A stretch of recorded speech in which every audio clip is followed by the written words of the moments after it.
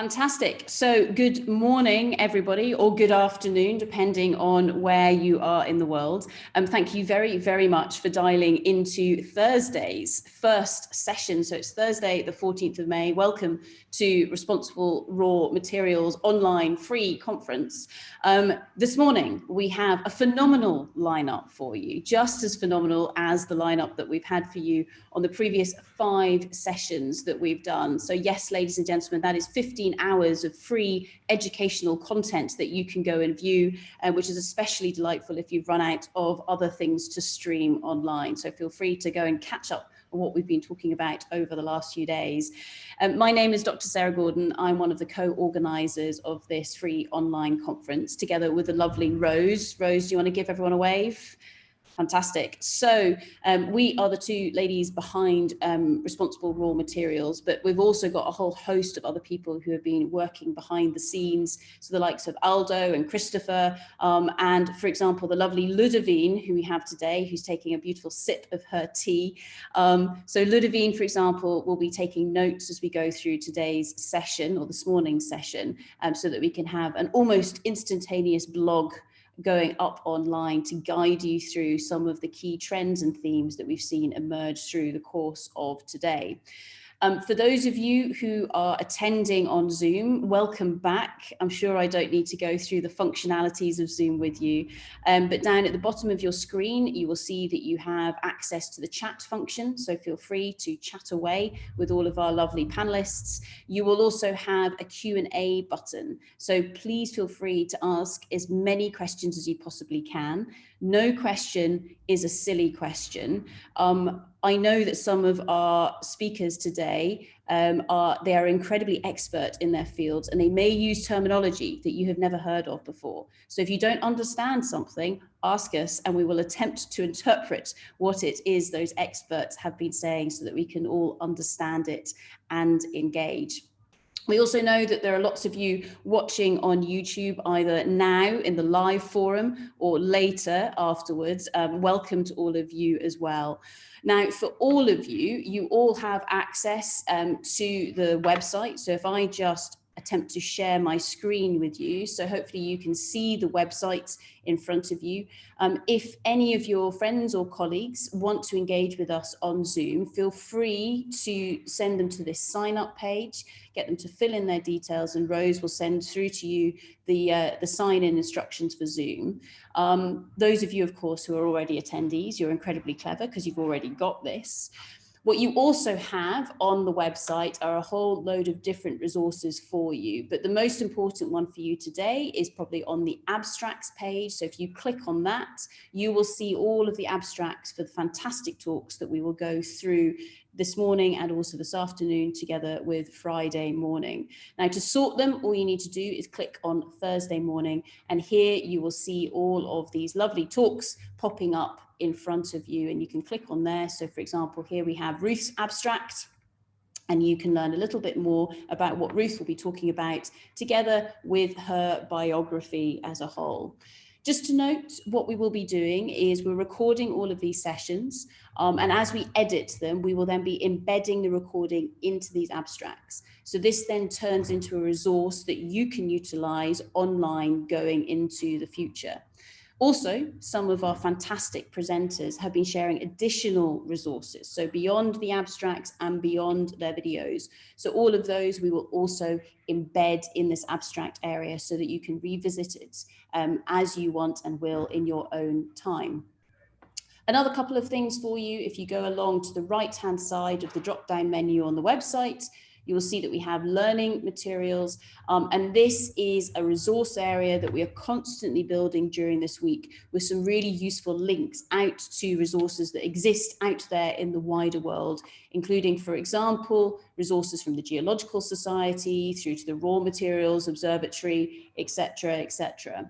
What we're also putting together, because we know that there are various high school and university teachers and lecturers who are dialing into this, we're also putting together some university style questions that you might like to use in conjunction with some of the videos that we're all creating this week. The final thing to mention before I introduce you to our fantastic array of speakers for this morning's session is the fact that you can, of course, donate money, because this is a free conference.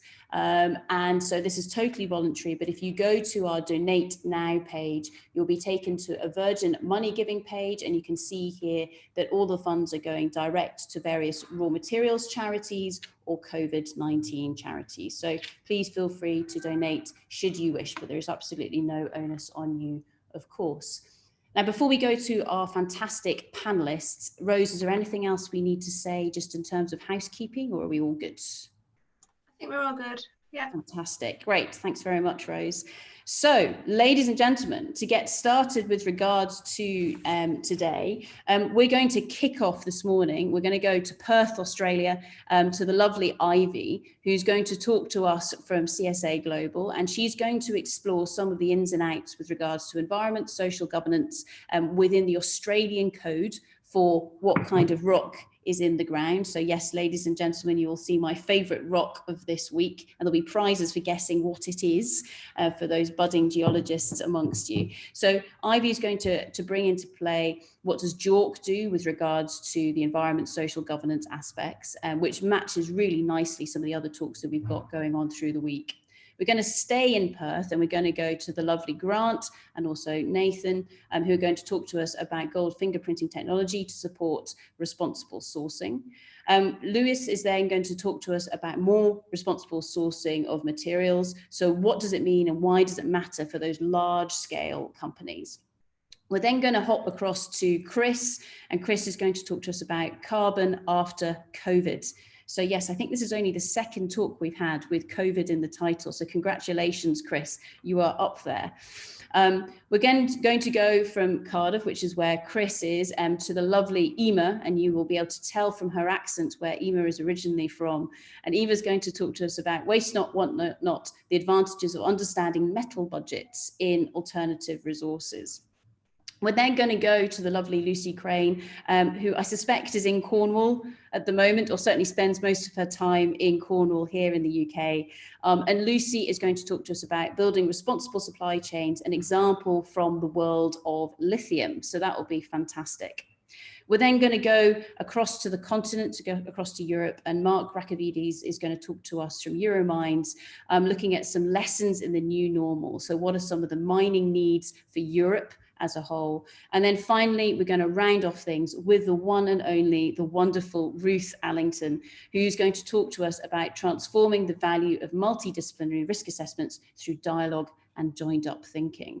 We're going to finish off this morning with a bit of a panel session, just to try and pull together some of the themes that we've drawn together both this morning and also during the course of the week so far. So with that, ladies and gentlemen, I'm now going to hand across to the wonderful Ivy. So Ivy, now is your opportunity to come off that mute button and to find the shared screen. Note, Ivy does have her husband in her room with her. So if you hear a male voice, it's not Ivy, it is her husband, and he is more than welcome to join us. Ivy, do you want to share your screen? Oh, sorry, it's us that's sharing our screen. Rose, would you be able to share the screen from your end, if that's okay?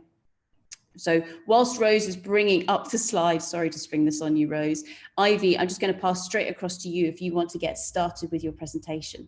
Thank you very much. Okay. Thank you, Sarah. And hello, everyone. Good morning and good day to everyone who's not actually in the morning. So this is just going to be a very, very short 5-minute session on how ESG fits into the current JORC code and how we're hoping to take it forward, because there is a JORC code update coming up. So for now, the JORC code, which is about slide 4, I think, on this presentation, you all would be quite familiar with figure 1. Oh, back on slide, yeah, that's the one. So you're all quite familiar with this one. It's figure 1, which is common to NI 43-101 as well as SAMRED. It's the heart of the system in this whole CRISCO template. So most in the JORC system, we're always considering these modifying factors, but they really come into play when we start to take mineral resources from the left-hand side of the figure across to the right-hand side and estimate ore reserves. And currently, it's a bit ad hoc in that a lot of thought and calculation and quite exhaustive research goes into defining and pinning down with quite a high degree of precision the mining, processing, metallurgical, everything else right up to environment. Those would be, those aspects of it consume probably 70, 80% of all the effort. And then environmental, social, and governance sort of goes, oh, yes, we've forgotten those. We mustn't forget those. And so we do have legislation that will require that environmental surveys be done, that community consultation be done, and basically we obey the law. But the way things are evolving in the world of finance, with requirements increasing from many of the large institutions that are superannuation funds, the money part of the world is starting to realize that a lot of people who put money into superannuation funds actually have a say in how the superannuation funds invest. So they're coming back to now the investment sector and saying, look, ethical investment matters. And then the finance people are looking at us in the mining world and going, excuse me, don't just devote 20% of your effort to this end of the modifying factors. We actually want to see the same rigor applied to ESG as it is applied to everyone else in the process. So, and you're probably all quite familiar with the JORC code and table 1 reporting, where we have sections 1 to 3 and 4 that cover exploration results, mineral resource estimation, and ore reserve estimation. It may well come to pass that we will now need a table, table 1, section 5, which then addresses with a great deal more rigor and consistency what sort of considerations we have given to these modifying factors with regard to environment, social, and government factors. And I guess an example of where this all might be going in Australia, we're probably looking at the TCFD, which I believe has come to the fore in the UK and in Europe in terms of climate change related disclosure. So the Australian regulator, ASIC, is now looking at what's happening with the TCFD in the UK, and we tend to follow developments in the UK here in Australia. And at the moment, climate change reporting is best practice and highly recommended, but not mandated. And we can see it going down the track of when it will be mandated. And once that happens, we will need to have a much more rigorous framework to talk about it.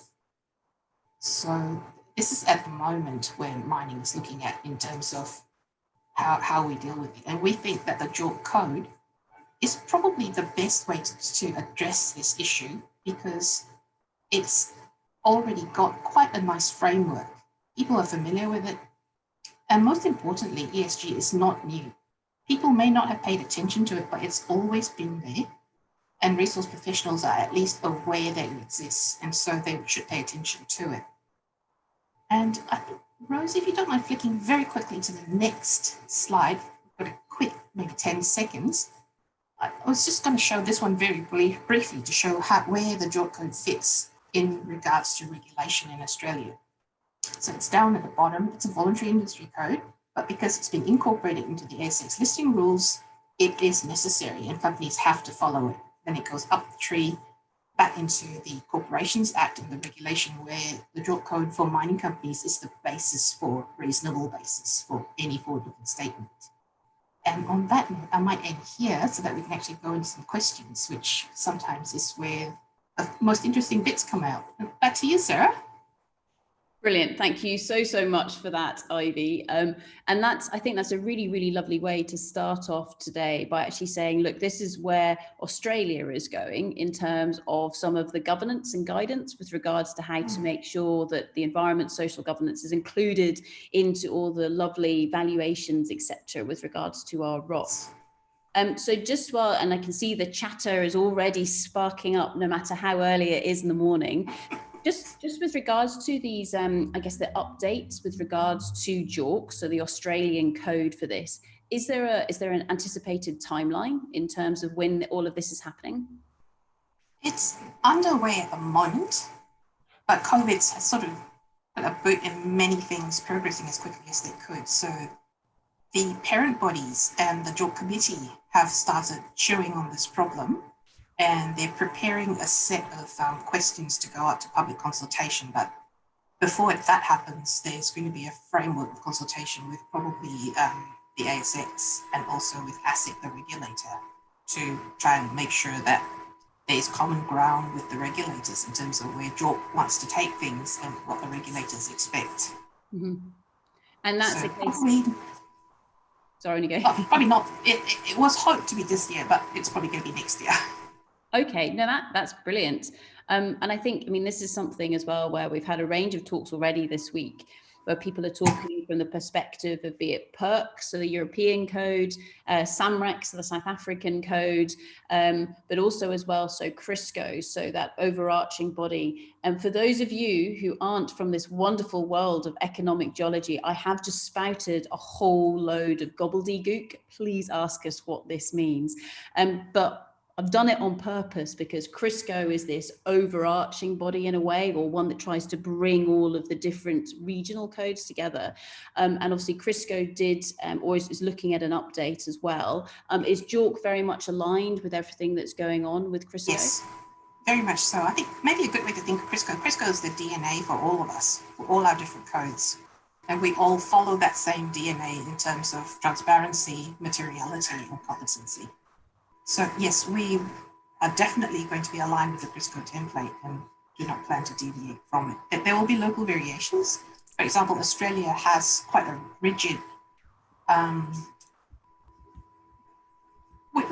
we require a reasonable basis for all forward-looking statements, and that comes back from trades practices, which means that no matter how strong cautionary language is provided, if it does not have a reasonable basis, it cannot be put out as a public announcement.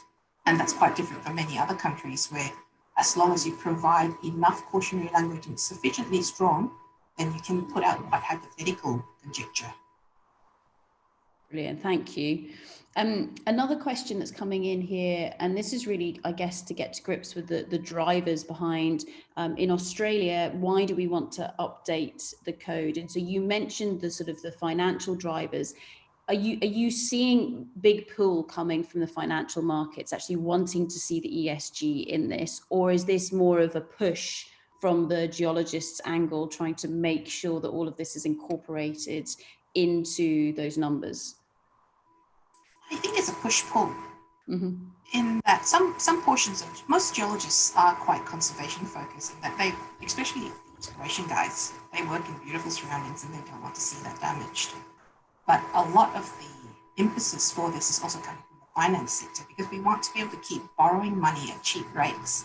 And if we don't adhere to ESG principles, we are going to cop a much higher rate of interest because we cannot assure that the risk has been mitigated. And we will have to pay the extra risk charge, basically. So it's in our own self-interest to play along and follow what the rest of the world wants. The standards are changing and we need to move with it. Brilliant. Thank you very much. Thank you very much, Ivy. I think with that as well, actually, so we heard in the first session from this week some great talks for the likes of Hugo from the London Metal Exchange, also Pierre from the Responsible Mining Foundation, and Christopher Reeves as well, who were all talking about some of these drivers that are coming from the financial space. So you mentioned TCFD, et cetera, et cetera. So all of these different frameworks coming together. What are you doing, or what are you seeing in terms of trying to pick out what are the salient driving factors from that myriad of different frameworks that are out there? Because there are so many different metrics that we could be going for. Do you have a mechanism for picking out what's really important, or is that not ready yet? I think this is where that sort of suggestion, gentle suggestion from our regulator, from ASIC, to pay heed to the TCFD is very helpful. Because there is a framework there that talks about emissions and what we need to disclose in terms of Scope 1, Scope 2, and Scope 3, as well as the 6 main emissions that we need to address. So that's probably what we're going to be looking at first to try and quantify. We may need to take other systems into account, but at this point in time, that seems like a good way to start. And another one would be the Church of England Pension Fund. They have a 3-page questionnaire that they put out to many people wanting their investment funds. And it's quite extraordinary because normally they handball it to consultant, oh, please do the due diligence, but they are doing their own due diligence, and potentially other big funds might also go down this track. So I think being prepared for that is a good idea for us on this side of the fence. No, definitely, definitely. And actually, with regards to the Church of England Pension Fund and that attention that I guess they shone on tailings dams, for example. So one of our speakers yesterday, Nadia, so she spoke to that. And also one of our speakers on Friday, Gareth, is definitely going to go into that from what is the status of all of these tailings dams around the world, and what kind of independent verification can people be doing of the status of facilities such as those. So with that as well, Ivy, just to mention to everybody, so Ruth, as I mentioned to you, is on this call right now because she's speaking right at the end of the session today. Ruth is also going to dive into this alphabet soup of Crisco, JORC, PERC, random letters shoved together to try and make this a bit easier to understand for all of us. So Ivy, thank you so much for kicking us off in beautiful style. A really good way to start today's session. A massive round of applause so you can hear that from behind all of our muted microphones. Thank you so much. I hope you have a lovely rest of the session. So with that, ladies and gentlemen, we're going to move from the lovely Ivy, who, as you can see, is in the wonderful Perth, Australia, just up the road to also in Perth, but North Perth, to Grant Erskine. So Grant, if you want to come off mute, and if you've got slides to share, now is your moment to find that share screen button. So Grant, together with Nathan, who I know is on the call, are going to talk to us. They're going to really bring home some fantastic case studies around fingerprinting technology. And I know that they've used this not just, so it's gold fingerprinting technology, but actually looking at it for some other commodities, etc. as well. So if you're ready to steam ahead there, Grant, over to your wonderful self. Thanks. Fantastic. Thank you, Sarah. And thank you, Ivy, for coming before me. Can everyone see my screen? Gold fingerprinting technology. Is that on the screen now? Yes, it certainly is, sir. Thank you. Fantastic. Thank you very much. So, and feel free if anyone to jump in at any time and pose questions before the Q&A section.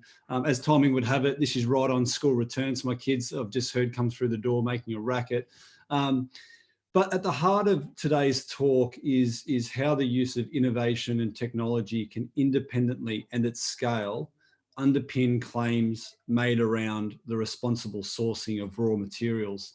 And I'll tie gold fingerprinting into one of those technologies and give a history of where it's come from and how it can now be adopted outside of the agricultural industry, where it is quite strong at the moment. But I really want to start with this slide here, which is a fabulous book, if anyone hasn't read it, called Guns, Germs and Steel.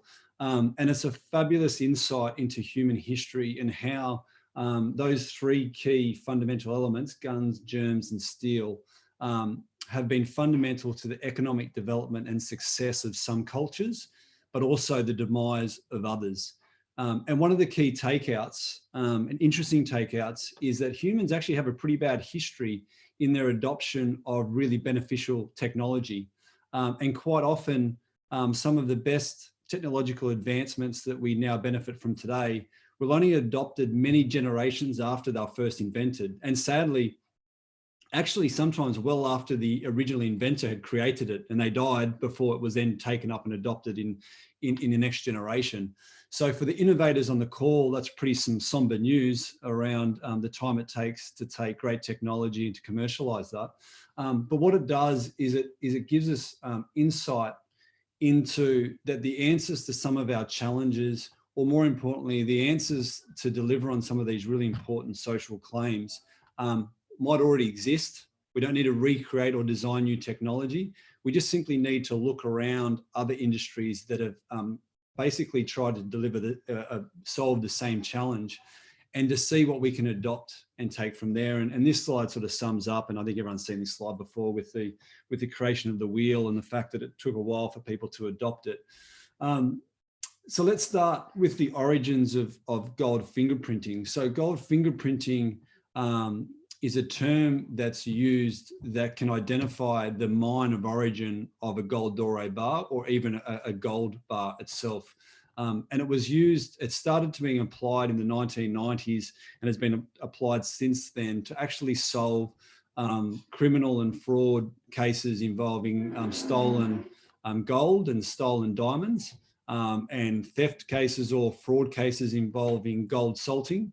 And ultimately, the technology has been able to take a stolen piece of gold and not only trace it back to its original mine, but actually trace it back to the date in which that gold doré bar was poured, which allowed a much closer surveillance or investigation around the people of interest that had access to that gold pouring room at that date. And as a result, it's led to numerous prosecutions and successful cases. So that's where the original application occurred. But it's not actually gold fingerprinting, because the technology can be applied and has been applied to pretty much all food and non-food products. It just simply has been termed gold fingerprinting by some people because its original application was to gold. So in terms of the establishment of the scientific method, there's over 100 peer-reviewed publications across multiple minerals and agricultural commodities that it's been validated to be used against. It's been entered into multi-jurisdictional case law. There's expert evidence, legal references that have been written on it. So now it's a very well-established scientific method, both in the scientific community, but also the legal community. So if there's a determination made on this scientific method that that product has not come from its claimed source, when that goes to court, that determination isn't challenged. What is challenged is what it was the intent to mislead or mislabel. And that's a different question. But the actual determination that that product has come from a sustainable source, if that product hasn't come from that source, that claim isn't questioned in court. So it's been really well established. It's also been applied, I'm not sure if you can see this slide here. It's also been applied to solve a number of, numerous cases around food fraud, fraud around wine, which is well known. Or the issue of wine fraud is well known. We can take a bottle of wine and we can scientifically verify whether the claims of it's come from a French winery is correct, or whether we can determine that it's actually reconcentrated grape juice from China. It's been used in global food fraud cases involving tracing or claimed organic grain all the way through from Eastern Europe into Malta, into the US. And it's actually even been used to solve unfortunate cases of murder, where the technology was able to link a piece of broken glass found at the crime scene to a piece of broken glass also found in a suspect's shoe. And that piece of evidence ultimately led to a key part of that conviction and solved that quite famous case in Australia. So it's been well used and well documented as an investigative tool. So the question for this call is, well, why is it important to conflict minerals or to underpin claims of conflict-free and responsible sourcing? And that question gets down to, why is provenance verification important? And if you look at this slide, you'll see maybe some well-known certification claims that you'll see on the packaging of commercial products that hit the market. Sustainable seafood claims by some really good certification groups in the MSC and ASC that were set up from WWF, the fair trade claims, the country of origin labelling, the claims of organic produce, and the claims of sustainable palm oil. What all of those claims have in common is that those claims don't relate to the specification or the quality of the product. They relate to how that product was created. Was it created or mined or produced in an ethical and sustainable way? Were the employees of the companies that produced that product treated well? Were the companies that were mining that product at that location connected to the community, paying the right royalties and making sure that the communities in which they take products from, they're equally giving back? They are values-based claims, but all of those claims relate specifically to the source of origin.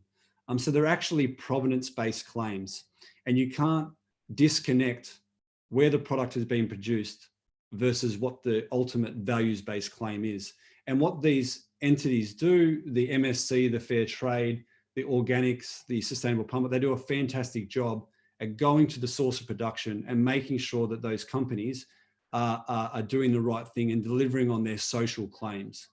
What they can't necessarily do is validate the product that ends up on the supermarket shelf carrying their certification has actually come from that source.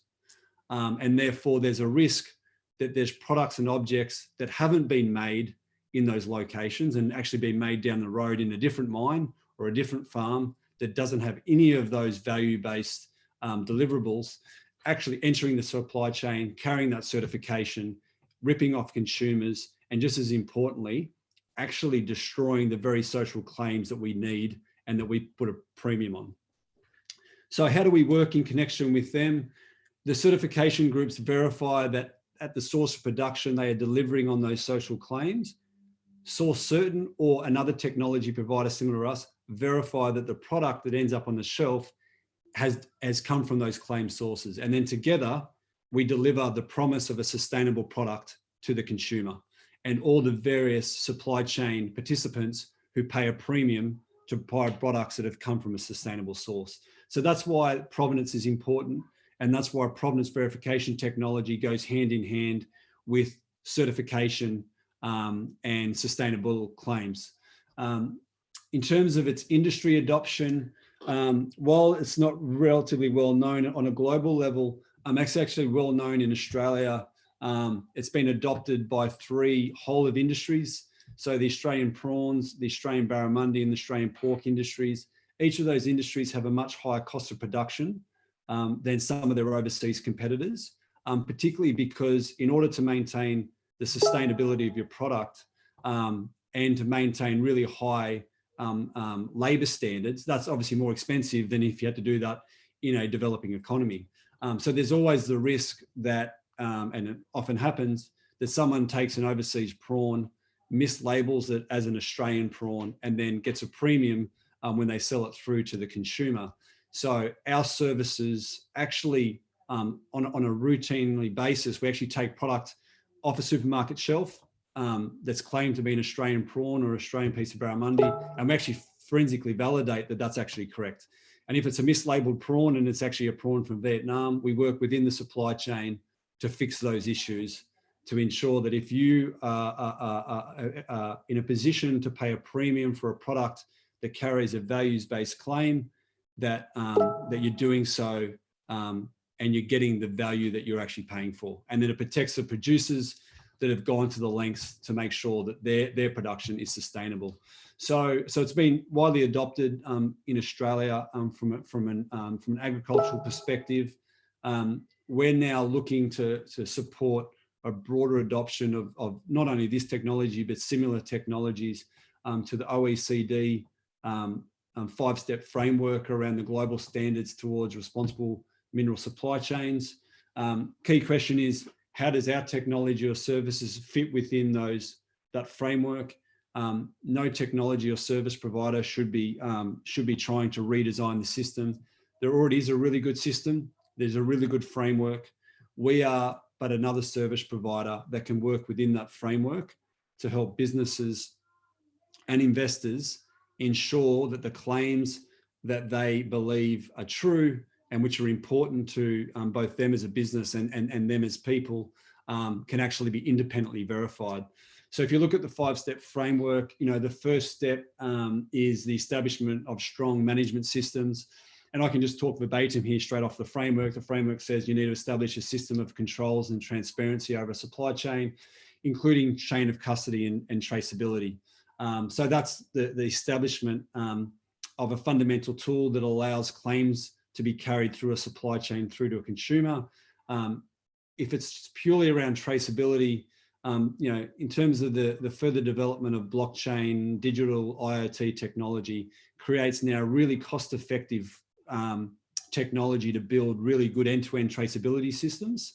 But what really needs to be understood is that traceability doesn't equal authenticity, and traceability alone isn't integrity. Traceability is the system, that carries information about a product as it's transformed through a supply chain. But you need to overlay traceability with authenticity. And that's when you get to the second part of the OECD framework, which says identify and assess risks in the supply chain. And what they're specifically talking about there, and once they're going to talk verbatim about OECD, they talk about identify and verify traceability and chain of custody information, and in particular, mine of origin. So a traceability system will say that this product has come from this mine, and therefore, because we've got visibility over the mine, that a third-party certifier has gone to the mine to make sure that they are delivering on their sustainable claims and their treatment of their workforce. Our technology can overlay that, and it can actually take products out of the supply chain and independently test it for its claims as to has it come from mine A. And at times when we test supply chains, because there's a premium for the producers who do the right thing, there's once again the incentive for alternate mines that sit down the road to have their product infiltrate the supply chain, carry certifications around sustainability, but don't actually deliver on those promises. So our technology could overlay that traceability system and independently verify that that product has actually come from that mine, and therefore delivers on those values-based claims. The final part that we work within an OECD framework is the fourth step, which is around carrying out independent third-party due diligence of a supply chain. The benefits of the adoption of both our technology and digital and IoT and blockchain technology is that technology allows those type of third-party certifications to now be done at scale and at a reduced cost. And the best example of that is right now. So with COVID-19, we can't send our people to the supply chain to pick up products of which that we need to test. But what we can do is to make sure that those products routinely at each point in the supply chain get sent to our lab. We communicate with all the supply chain stakeholders to say, even though people can't physically get to your mine site or your barramundi farm and physically make sure that you're doing the right thing, what we can do is to make sure that no other additional unknown source is entering the supply chain, because we'll be testing your product when it goes to the wholesaler. We'll be testing your product again when it goes to the retailer. So if you've got issues within your supply because of the COVID-19 impact, you're better off informing your customer that you've got a supply issue rather than importing product from down the road and slipping it into your supply chain, because our technology can work at a distance by just simply receiving samples and testing them against their claim sources. So the scalability of this technology to reduce compliance costs while increasing and improving third-party certification is where real value add can be created. And the final thing I'll leave off before we jump to questions.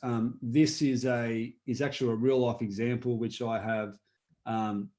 I've just taken off the names and the commodity to protect the innocent, but this is a bit of an example of what a traceability and a scientific program integrated looks like. The driver for this is consumer-facing brands under a lot of pressure around some of their raw materials are largely sourced from very high-risk areas.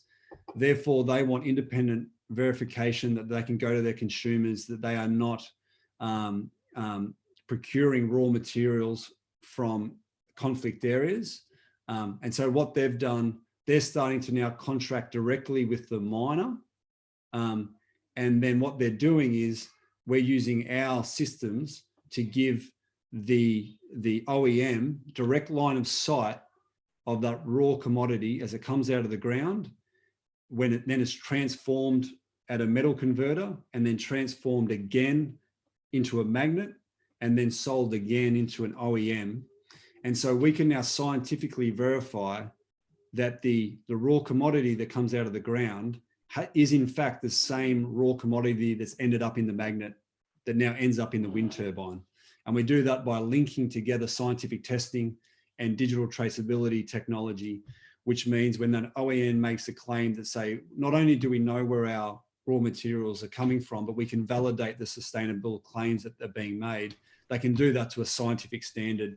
And therefore what we're seeing is OEMs coming all the way down into the chain now and looking to contract directly with mining companies. So that offers one, a significant risk to mining companies who don't provide transparency or traceability of their products through the supply chain, but it also creates great opportunity for mining companies, irrespective of where they're based, to actually create these integrated supply chain integrity systems that give clear line of sight of their raw commodity as it's transformed through to a supply chain directly through, ultimately to a product into an iPhone or anything else that we consume on a daily basis. So I'll end on just one last talk, which is just about a vision about, are we a bunch of scientific geeks that just talk about trace elements and stable isotopes? Yes, we are, although I'm not a scientist. But what's our broader vision? Our vision isn't to be a simple, the world's best technology service provider. Our vision and our goal is to work in partnership with like-minded companies throughout all parts of the supply chain, and other various companies, such as the certification companies I just spoke to, that all work together to deliver on some of the most important social challenges of our time. And we absolutely believe that innovation can support the continued economic development in both a sustainable and responsible way, so that all nations, cultures and people can share in that prosperity. And that's our vision. So at that, I'll accept any questions and look forward to broad discussion.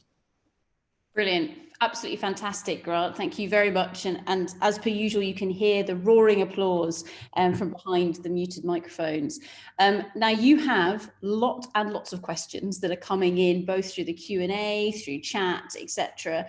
So in the interests of time, I'm going to ask you if you wouldn't mind just addressing them directly. But one very quick question for myself, and actually it's a question that comes in from Karen, and she asks, this is absolutely fantastic, but who's paying for it? So who's actually paying you guys to do this verification? Yeah, it's a very good question. Multi-layered, at times it's undertaken by the industry itself. If the whole industry is at risk of a social license issue, it could be an industry adopted thing. In terms of the example that I just gave, that is being funded by the mining company, because the mining company believe that they are higher. It's an Australian-based company. It's a higher cost of production in Australia because of the sustainable standards they have, and therefore their access to market. And in order to compete against other companies, they need this technology that will give them access to market and allow them to then contract directly with an OEM or a consumer-facing brand. So in this case, it's the mining company. Other times there'll be the OEM will reach in and ask us to do a program so to underpin their claims, to make sure that the products that are coming through their supply chain are from their claim sources. So it can be multiple parties. Brilliant. Thank you very much. And yes, so all of you who are asking all those fantastic questions around how you do it, etc. I'm sure that Grant and Nathan, who's also there somewhere in the background. I don't know, Nathan, if you want to come off mute and just give everybody a wave so that we can see who you are. Hi, guys. Hey, Nathan, will be able to share their thoughts, etc. Also, just on this note, just to signpost one of our talks tomorrow morning. So Gareth Morgan from Terabotics will be talking about similar aspects of that third-party verification, but using satellite technology, which I guess as well, you guys probably work with similar kind of technologies where you can use overlapping data sets to get that verification. Yes. Awesome. Yes. So brilliant. Thank you very, very much, Grant. Now, ladies and gentlemen, we're going to go from that verification, and of course that could be of anything in that value chain, across to the wonderful Lewis. So Lewis, are you there? And if so, now is your chance to come off mute and begin to share your screen. So yes, I'm here. Excellent. There you are, sir. Brilliant. Yeah. So, ladies and gentlemen, put your imaginary or your virtual hands together for the wonderful Lewis, who's going to talk to us about some of those larger scale companies. So, whilst Lewis is getting his screen up and running, there we go. Can you see it? We can indeed. I'm sure. Click. There we go. Perfect, sir. Thank you very much. And thanks again for the invitation. I attended some of the presentation already, and I have to say it's very useful and professional. So congratulations for that. I'm just going to present myself quickly. So my name is Louis Maréchal. I've been working for the past 5 years and a half with the OECD, the Organization for Economic Cooperation and Development, which was mentioned as a couple of times already since the beginning of this conference. And I'm working specifically on the implementation and dissemination of the use of the OECD guidance for responsible supply chain of minerals. So I'll take a couple of minutes to explain what that is.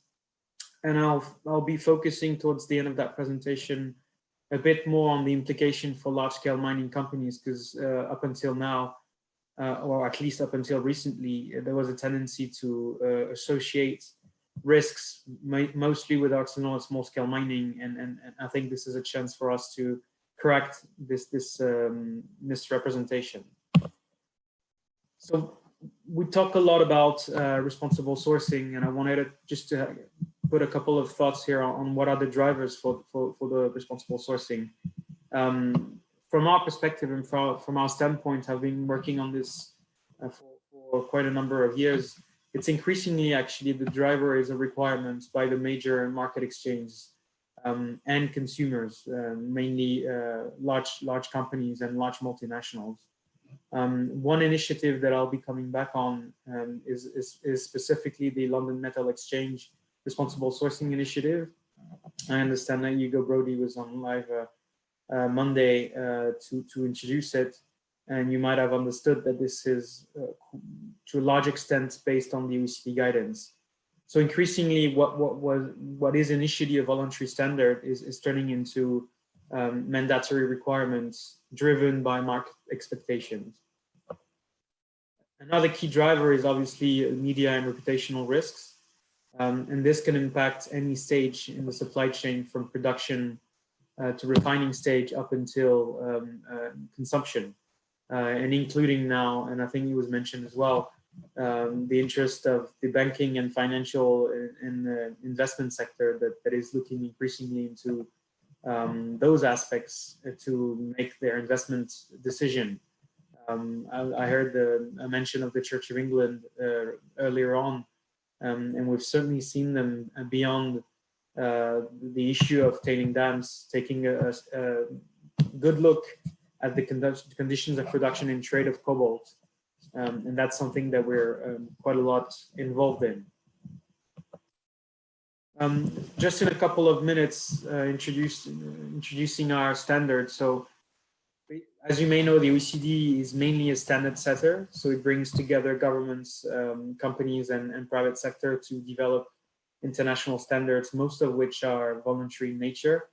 It is the case for that standard that was developed through a multi-stakeholder process involving OECD member states and also member states beyond the OECD, including countries in the Central African region. Also, to a large extent, the private sector, from the gold sector and tin and tantalum and tungsten, and the civil society. And so that guidance was adopted in 2011, and its main objective is really to clarify how companies can identify and manage risks throughout the entire supply chain.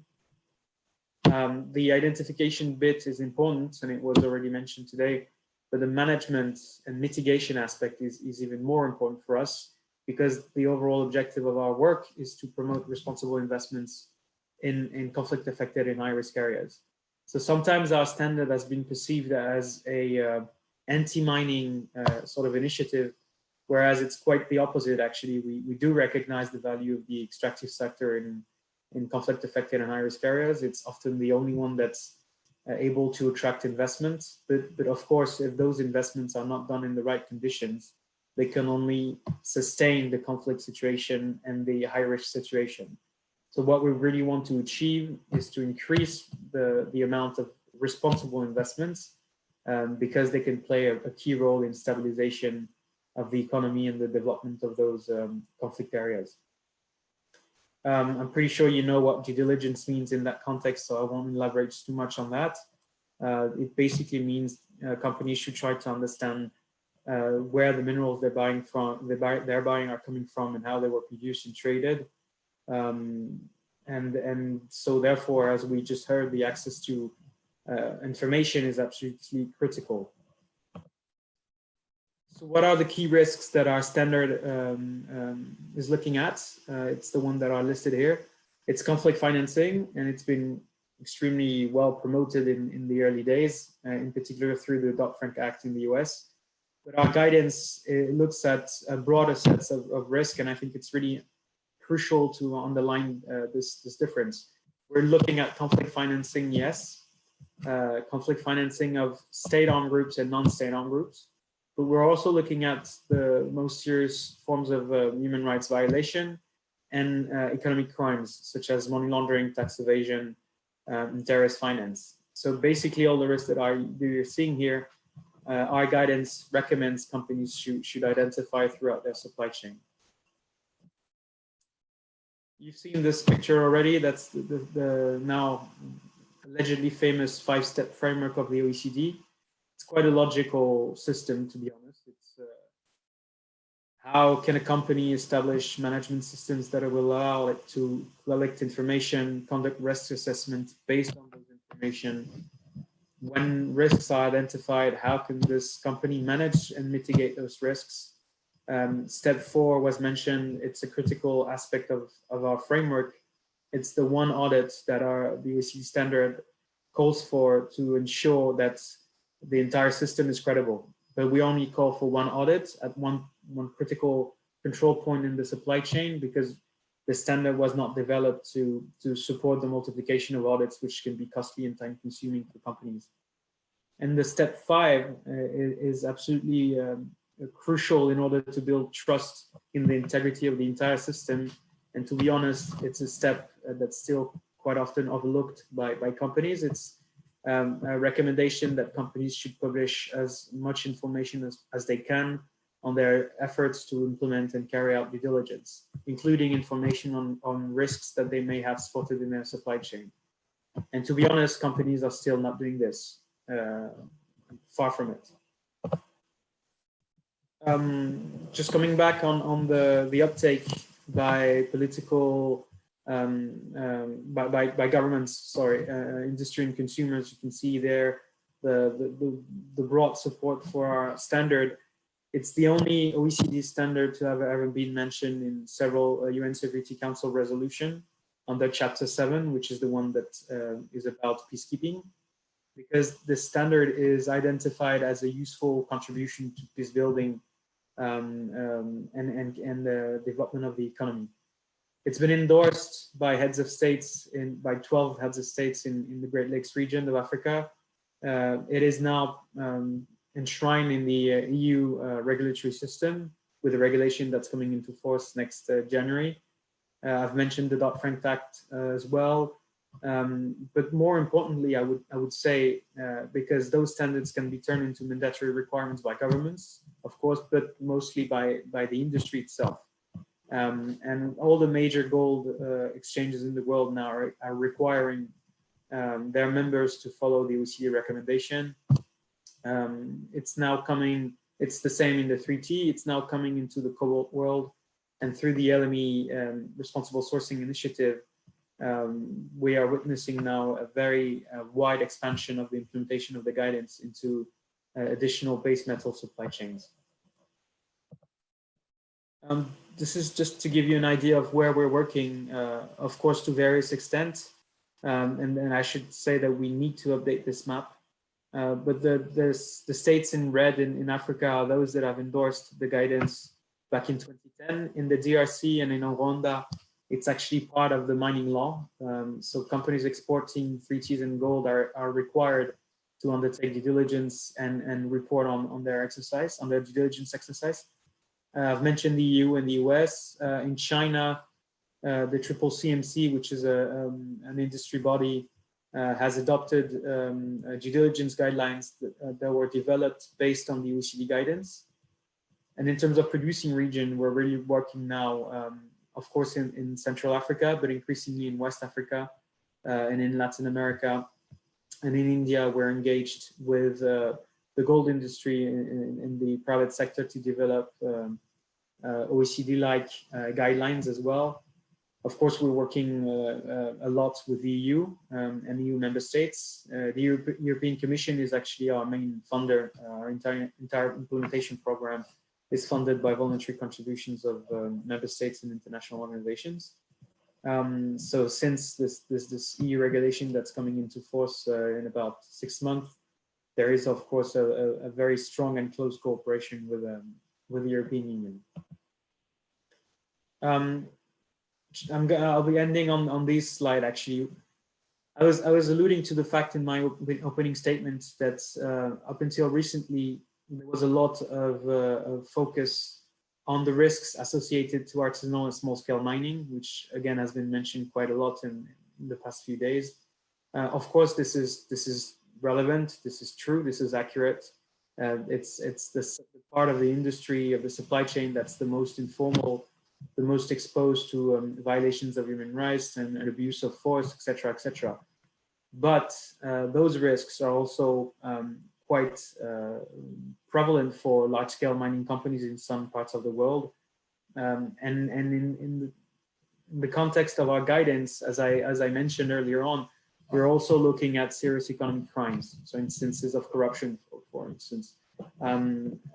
Companies throughout the world also use private or public security forces to protect their mining sites.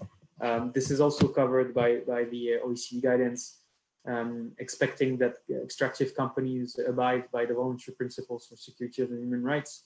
The ITI standard or norm is also referenced in our guidance. So what my point here is really to mention and raise the attention of the large-scale mining industry on the fact that increasingly, in particular, thanks to the LME Responsible Sourcing Initiative, companies further downstream, and in particular smelters and refiners, will start asking more and more questions on the conditions of production and trade, and demanding information and guarantee that those risks are identified and, if need be, mitigated.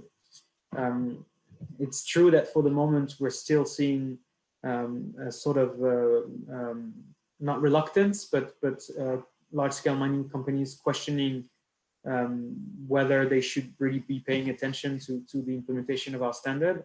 And again, I want to take this chance and this opportunity to stress how important it is that they get prepared to answer those questions. And as we're speaking, we're heavily involved with the International Copper Association and Zinc Association, Lead Association and Nickel Institutes, as well as the Cobalt Institute, to help them develop industry guidance on how to implement the OECD standard in the coming years. So this is coming quite fast. In the gold and 3T industry and supply chains, large-scale mining companies have become used to the implementation of the guidance, so it is feasible. And I think, as David was alluding to on Tuesday, it is implementable, it is useful.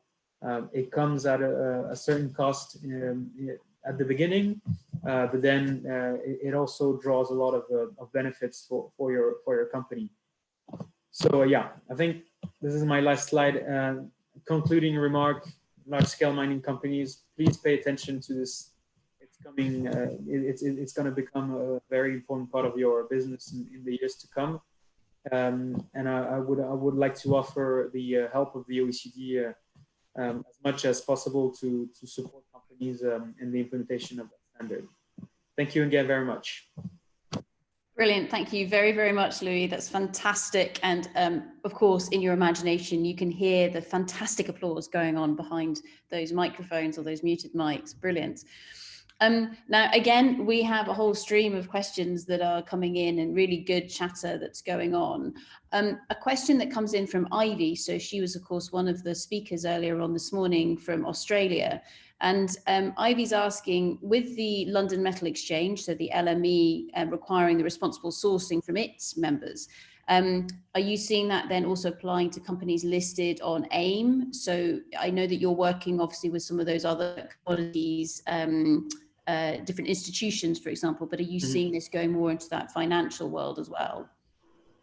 So not yet. That's actually a very interesting question, because this is sort of our next ambitions for outreach is really to start talking with stock exchanges on potential requirements and conditions that they could put in place for companies willing to raise funds to go out there and explore and produce. So for the moment, no, we haven't been able to do that. We've talked also to Canada about this. Obviously, the Toronto Stock Exchange is another big player in that area. I'm really interested. As it turns out, we also have a similar work stream on responsible financial, responsible business conduct in the financial world. Sorry. We have developed another set of guidelines on what due diligence can look like for institutional investors, for corporate lending and securities underwriting. And it is my personal wish that at some point we'll be able to open those conversations with the stock exchanges. Brilliant. And just with regards to that responsible business conduct in the financial world, what's the timeline for that? Is that already published, or is it something that's still in? Yes. So we have two sets of guidelines that are already published, one for institutional investors, the second one for corporate lending and securities underwriting, and we're now entering the third phase of the project that's looking at export credits, international aid, etc., trade finance as well. It's not sector specific, but equally we've been trying to engage with a commodity trade finance world repeatedly in the past couple of years, and this third phase of the project might be looking at this subsector at some point, which is obviously crucial for the mining and metal industry. Great, thank you. And one available on our website. Oh, brilliant. Thank you very much, Louis. One final question that's come in from YouTube, from Stephen, and he's asking, what, if any, resistance are you meeting from non-participating countries? Yes, no, we're seeing a lot of resistance at the beginning and still recently. As you may know, the OECD is perceived as a club of rich nations, as the Financial Times always put it. So when we do a lot of outreach in producing countries, we travel a lot, and this is something that we often hear, that this is another set of Western standards imposed on producing countries. The way we've been fighting back on this is precisely to underline that our guidance was endorsed 10 years ago now by 12 states in the Great Lakes regions of Africa. Recently, we've had official support in West Africa as well, recommending the adoption of our guidance to regulate the gold trade in West Africa. We work closely with Colombia. It's now an OECD member state, but it didn't used to be. So we see that resistance.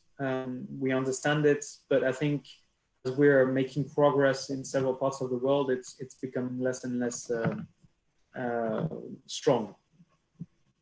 Brilliant. So with that, Louis, thank you so much for sharing that with us. The OECD has been named many times already through the course of this week. So thank you very much for bringing your talk to us. Lots of applause. Thanks again for the invitation. Thank you. Cool. Thanks very much. So just while Louis stops sharing his screen, we're now going to move to Cardiff, and the lovely Chris, he'll be coming off mute and beginning to share his screen. And he comes to us from, I think he named it the coldest bedroom in the house. So Chris, hopefully you found a blanket or something to help you get you through your talk. So Chris comes to us from SRK and will be sharing with us some comments with regards to carbon after COVID. So Chris, over to your lovely self. Okie dokie. Can you all see a picture of Venice? We can't at the moment, no, sir. Okay, let's just share Well, we are looking at your lovely cold bedroom. that. Yeah, well, everybody else seems to have books on shelves and stuff, but afraid I don't have necessarily to share at the moment in this bedroom. Right, so let's just. Perfect. Yeah, now we can see your slides. Okay, bear with me a second. Oh, sorry. Okay. Let's go with that one. Share that one. just while Chris is sharing his slides, thank you very much, everybody, for all the fantastic questions. Keep them coming, and our lovely speakers will be able to address answers to you in written format rather than verbal format. Chris, how are you getting on? Right. Yeah, sorry. Just trying to figure out. It's okay. Get the hang of this earlier. All right, let's share screen. Let's share that one. All right, talk amongst yourselves. So I think with regards to some of the chatter that's been going on, just while Chris gets this up and running, so with regards to that analytical testing to make sure that the responsible sourcing or the provenance of all the materials is coming through, there's some fantastic questions coming through on that. And also as well, of course, there's that really nice interlinkage between what the guys in Australia were talking about first thing on today. So Grant and of course Nathan using the OEDC framework as a whole. Now I can see that Chris has managed to start sharing a screen. Excellent, perfect, sir. There we go. Right, it's the two screen conundrum. It's a bit of a struggle sometimes. Okay, so yeah, I thank you all for logging on. Conscious that this is quite an unusual situation and it's first thing in the morning. So thank you everybody that's paused getting the kids dressed and getting the cats fed, etc. So I want to talk about carbon today, and not really about climate change per se, but let's just see if we can recap on some stuff that happened last year. So in 2019, the media, the mass media was generally kind of prepping for 2020 to be the year of climate action. So some of the stuff that happened, the Fridays for Future movement, Greta Thunberg, Extinction Rebellion in the UK, governments declaring climate emergencies all over the place. And these were all underlined by obviously the tragic wildfires in Australia, the huge loss of life, human and wildlife in Australia, and other bits and pieces. So there was record floods in Venice. So Venice 2019 looks very different to Venice in 2020 now. It has been a year of climate action in a way. So we've seen around the world, because of COVID-19, we've seen some quite profound changes in the environment. We've seen air quality improvements in cities. We've seen water quality improvements in Venice, and there has been a reduction in greenhouse gas emissions because there's less travel. We don't know how much quite yet, but it would be interesting to see at the end of the year how significant they are. But there's a general consent, or this at least seems to be a general consensus, at least in the UK media, that these environmental improvements are positive. So what happens after startup? What happens when the economies have to start going again? Well, let's be honest, nobody's been frantically busy building wind turbines or solar panels during lockdown. So when we restart, we're going to be restarting using the technology that we had before. What I like to believe that there won't be the same level of travel, etc., that there was before, because we've been able to use things like Zoom, because we've got better at using digital technology for stuff like this. We don't have to commute, long distances to work sometimes every day. So I think there'll be a reluctance to go back to the previous. Now, if we look at the potential for recovery, or we look towards the recovery, a lot of you might have seen a diagram like this before. So we know for years, the whole point of this conference is that sustainable minerals have been a pressure area for mining for years. So consumers looking to buy sustainable products have been putting pressure onto manufacturers, which have in turn been putting pressure onto mining. And financiers from the other direction have been putting pressure onto mining, because things like the Church of England pension fund that was mentioned earlier, they don't want to have their pensions invested in irresponsible companies. So when they look for investment opportunities, they're going to be looking for ethical opportunities for companies that are being more ethical in their business models. So in a cash careful recovery, there's two things that could potentially happen. Either there won't necessarily be an increase in spending because everybody be conserving all their cash, or what I like to believe will happen is there'll be an improved emphasis or an improved focus or an increased focus on those products that are sustainable. And Grant gave a great talk earlier on being able to actually prove that these products are sustainable throughout the supply chain.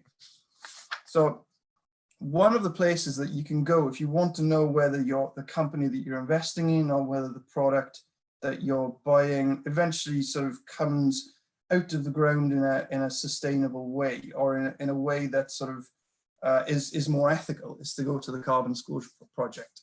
So I'm sure a lot of people have seen this before, but the CDC has been operating for some years now, and they've been ranking businesses and industry for some years on, among other things, their climate change performance. Now, a large part of their matrix for allocating a score like that is how well a company, how well the governance is arranged in a company. But in order to get onto the list in the first place, you need to come up with a number. So really what I want to talk about today is the calculation tools that are available and how to come up with this greenhouse gas number in order to then plug into the rest of the system. So there are there's quite a few methodologies. There's those that are sort of almost choice methodologies. So on the left of the screen, there's the Carbon Trust Calculator and the ISO family of standards. In the middle, we've got things that are almost expectations on business. So the ICMM have the Transition Pathway Initiative. If you're a steel company, the World Steel have a scope for calculating your greenhouse gas emissions. So if you're a member of these institutions, it's expected that you apply these. And then there's the requirement side. So law, there's lots of emissions trading schemes, taxation schemes, quota schemes. That if you qualify as a company, then you have to then implement these requirements and you have to calculate in a certain way. Now, there's other requirements that come from finances. So the IFC, for example, larger companies that it funds have to disclose based on the Greenhouse Gas Protocol, which is at the bottom there. So the Greenhouse Gas Protocol is a sort of big open-ended tool that can be applied to almost any company, but it is required sort of by the IFC and the EBRD for some of its clients. Now, I want to just touch on some common elements of these. So this kind of turns into a bit of a training presentation, I guess, for anybody that's looking to start putting together one of these inventories. So common elements, in terms of scopes, we all know about scope 1, 2, and 3 emissions. Scope 1 is direct emissions, 2 is indirect, and scope 3 is stuff that happens sort of further down your supply chain. The only real common element is not only scope 1 stuff, but stationary scope 1 stuff. So the emissions trading scheme in Europe, for example, doesn't care about mobile equipment. If you've got a tank of diesel on your site, half of it is used by a generator, the other half is used by a forklift truck. It doesn't care about the forklift truck. You only need to know what's fed into the generator. So that's the only real common element in terms of scope between all these. Scope 2 and 3 are very, very important, especially for working out supply chain impact. So for consumers and customers, they are very important. But for mining companies, often right at the bottom of the supply chain, where stuff gets extracted from the ground to begin with, you have to nail scope 1, definitely. And you have to be aware of your scope 2 emissions as well. So the stuff that you feed into these calculations, activity data. So you need to know how much of stuff you use. Liters of fuel, tons of coal, normalized cubic meters of natural gas. Gas is one of those things that you need to make sure that you normalize to temperature and pressure. So as long as you've got normalized gas, you can convert between the different normalization metrics.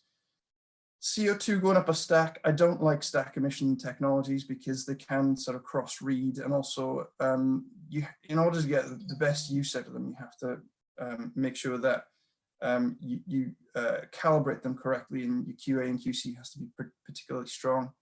Kilograms of refrigerant gas, right? Refrigerant gas It feels like I've got a fridge on or air conditioning unit on at the moment because it's so cold. But refrigerant gas is particularly potent as a greenhouse gas because it's used for insulation properties. So 1 kilogram of refrigerant gas can be up to 10,000 times as powerful as CO2. So I'll come to some equivalencies in a second. Electricity, you need megajoules of steam energy. Activity data is normally good quality because this stuff is expensive. Okay, so your accountants would have been fretting about this already, so it's easily findable. Then activity data needs to be multiplied by some kind of factors, and so everything on in these things, NCV, EF, OXF on the right-hand side of the screen, they're all factors. So these factors are where the kind of the standards and the protocols come in. Global warming potential, as I mentioned, refrigerant gases are particularly potent. Everything has to be equated to CO2. So the CO2 equivalency is an important factor that sometimes you have to add into your calculation. A lot of the legislative frameworks give you factors because they're government sort of produced, so they expect you to use a specific factor, which often includes global warming potential. So that solves a bit of a problem there.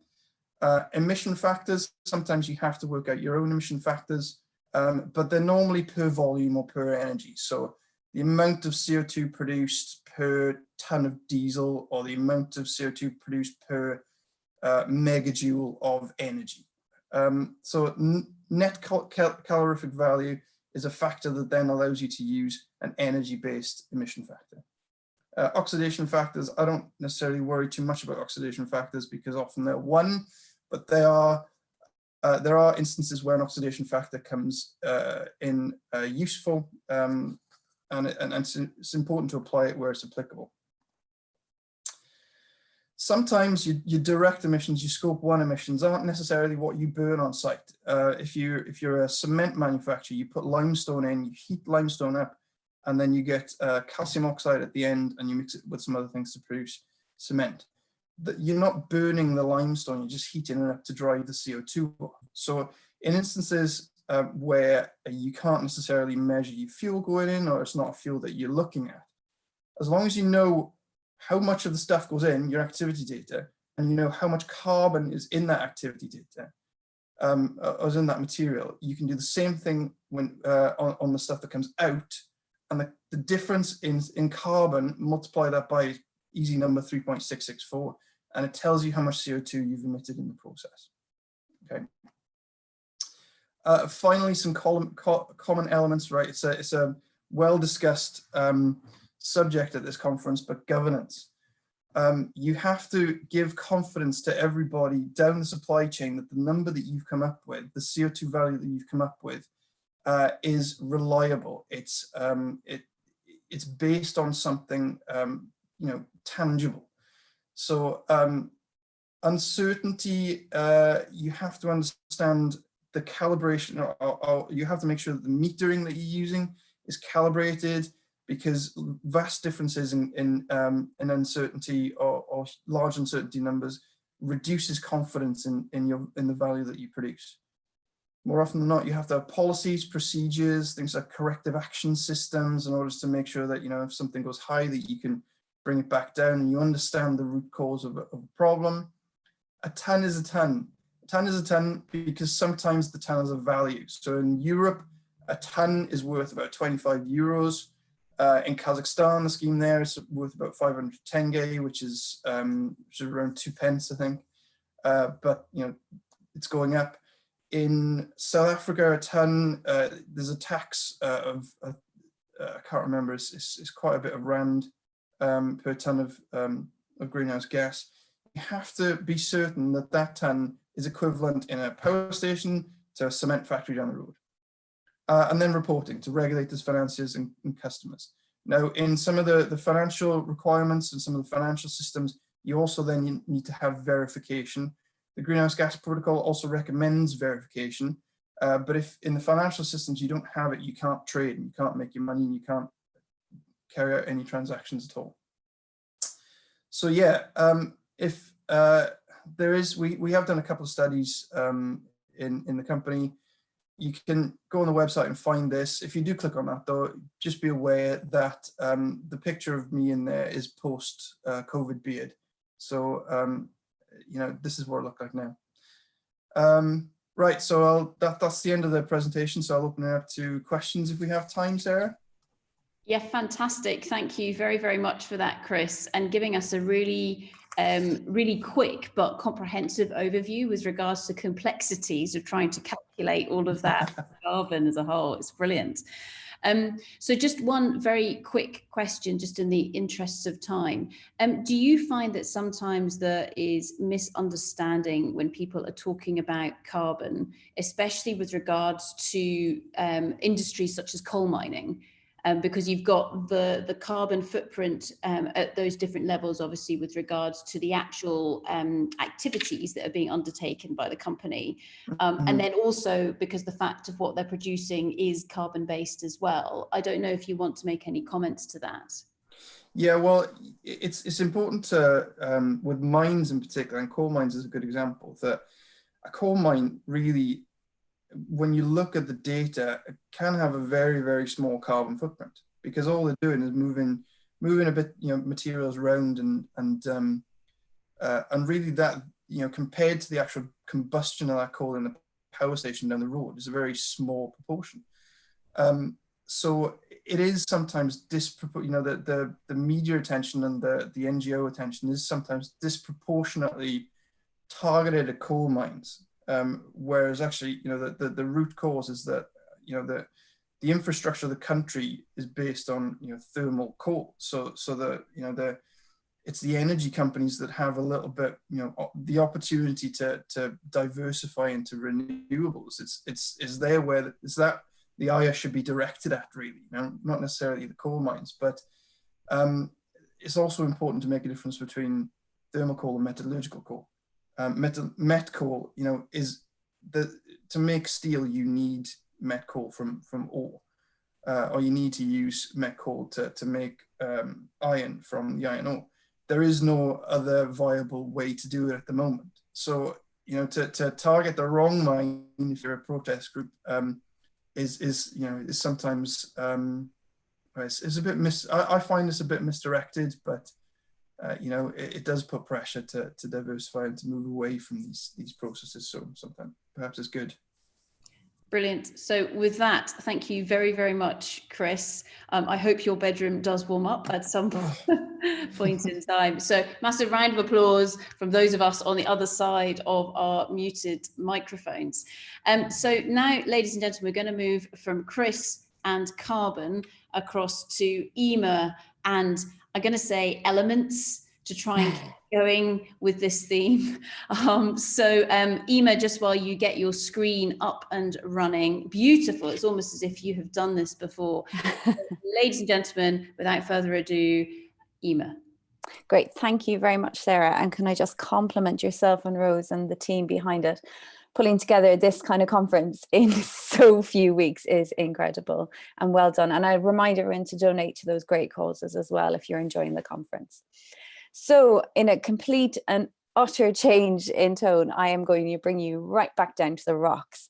I am a geologist at the British Geological Survey here in Edinburgh, and I'd like to talk to you a bit more about some of the what I call metal budgets and alternative resources. And I've called it waste not, want not, because I think there's a lot of potential in these resources that we are in fact missing. Another name for this talk could in fact be getting more metal out of less rock, as we discussed quite extensively on Monday in those sessions. So why do we care? Well, in fact, there are two quite important sustainable development, UN sustainable development goals that I think are quite important when we think about mining and exploitation of resources. And those are, of course, responsible consumption and production. And I'd also include decent work and economic growth, because I think we discussed earlier in the week that mining actually accounts for something like, I think it was 45% of GDP. So actually mining is a really important part of our economy, and that needs to be considered when we are talking about these sort of resources. But of course, our overall goal really is to achieve a more sustainable minerals economy.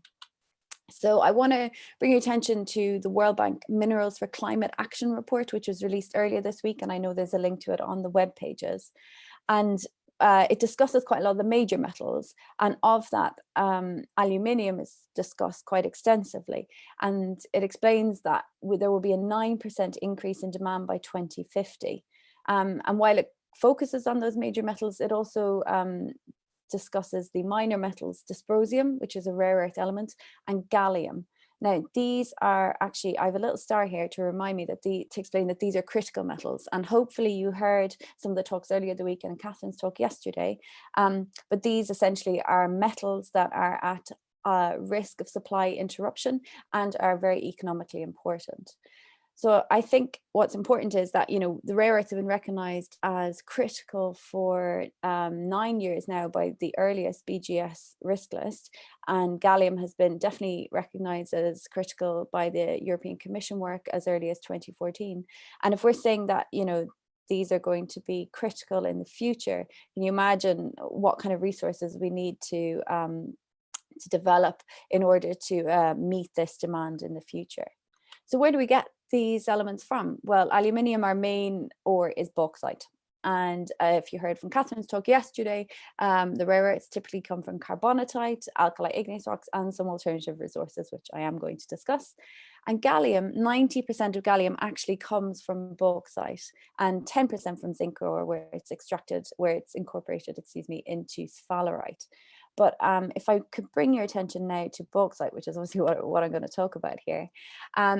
So this base map is from our colleagues at the USGS, Schulte and Foley, from 2013. And it's a really, really nice review of gallium in bauxite resources. And I highly recommend you download that, which is freely available.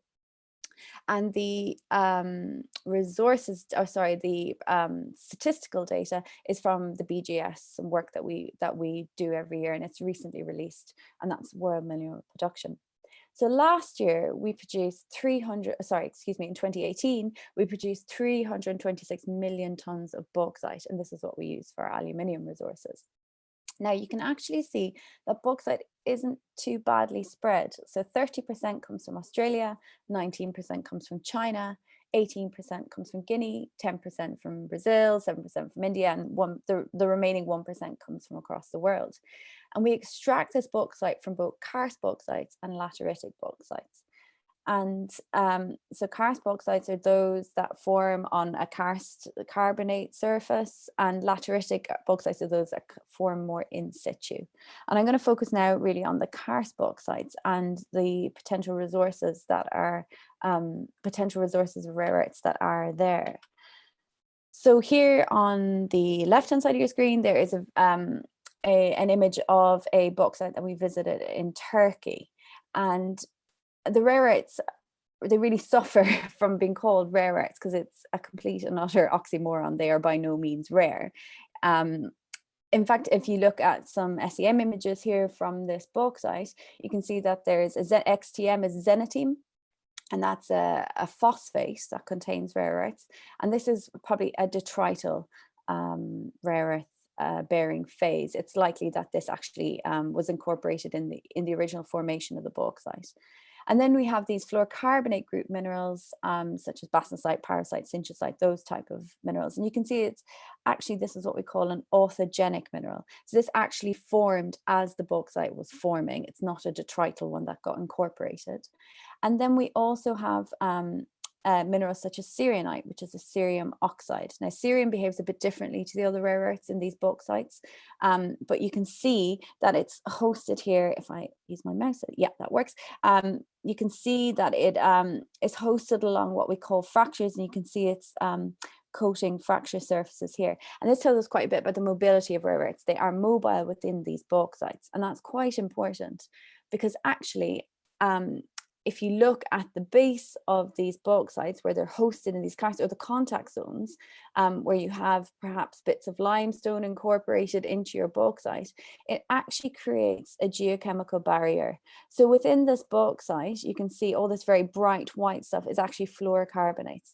And these are forming because there's essentially a barrier between the conditions you have here in the bauxite and the conditions you have here, the geochemical conditions you have here in the carbonate. So I think what's very interesting is that there are rare earth bearing phases forming, primary rare earth minerals forming within this bauxite. Now, when we're actually processing our bauxite, we use typically most people use a process called the Bayer process, and that's used to produce alumina from bauxite. And the waste product of this is red mud.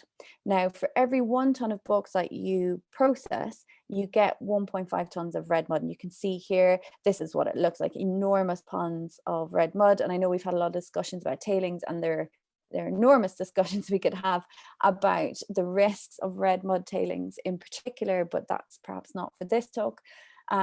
But these typically contain about 1,000 ppm, and there appears to be some sort of upgrading, presumably as rare earths are released, as the bauxite is processed, upgrade of about 100%.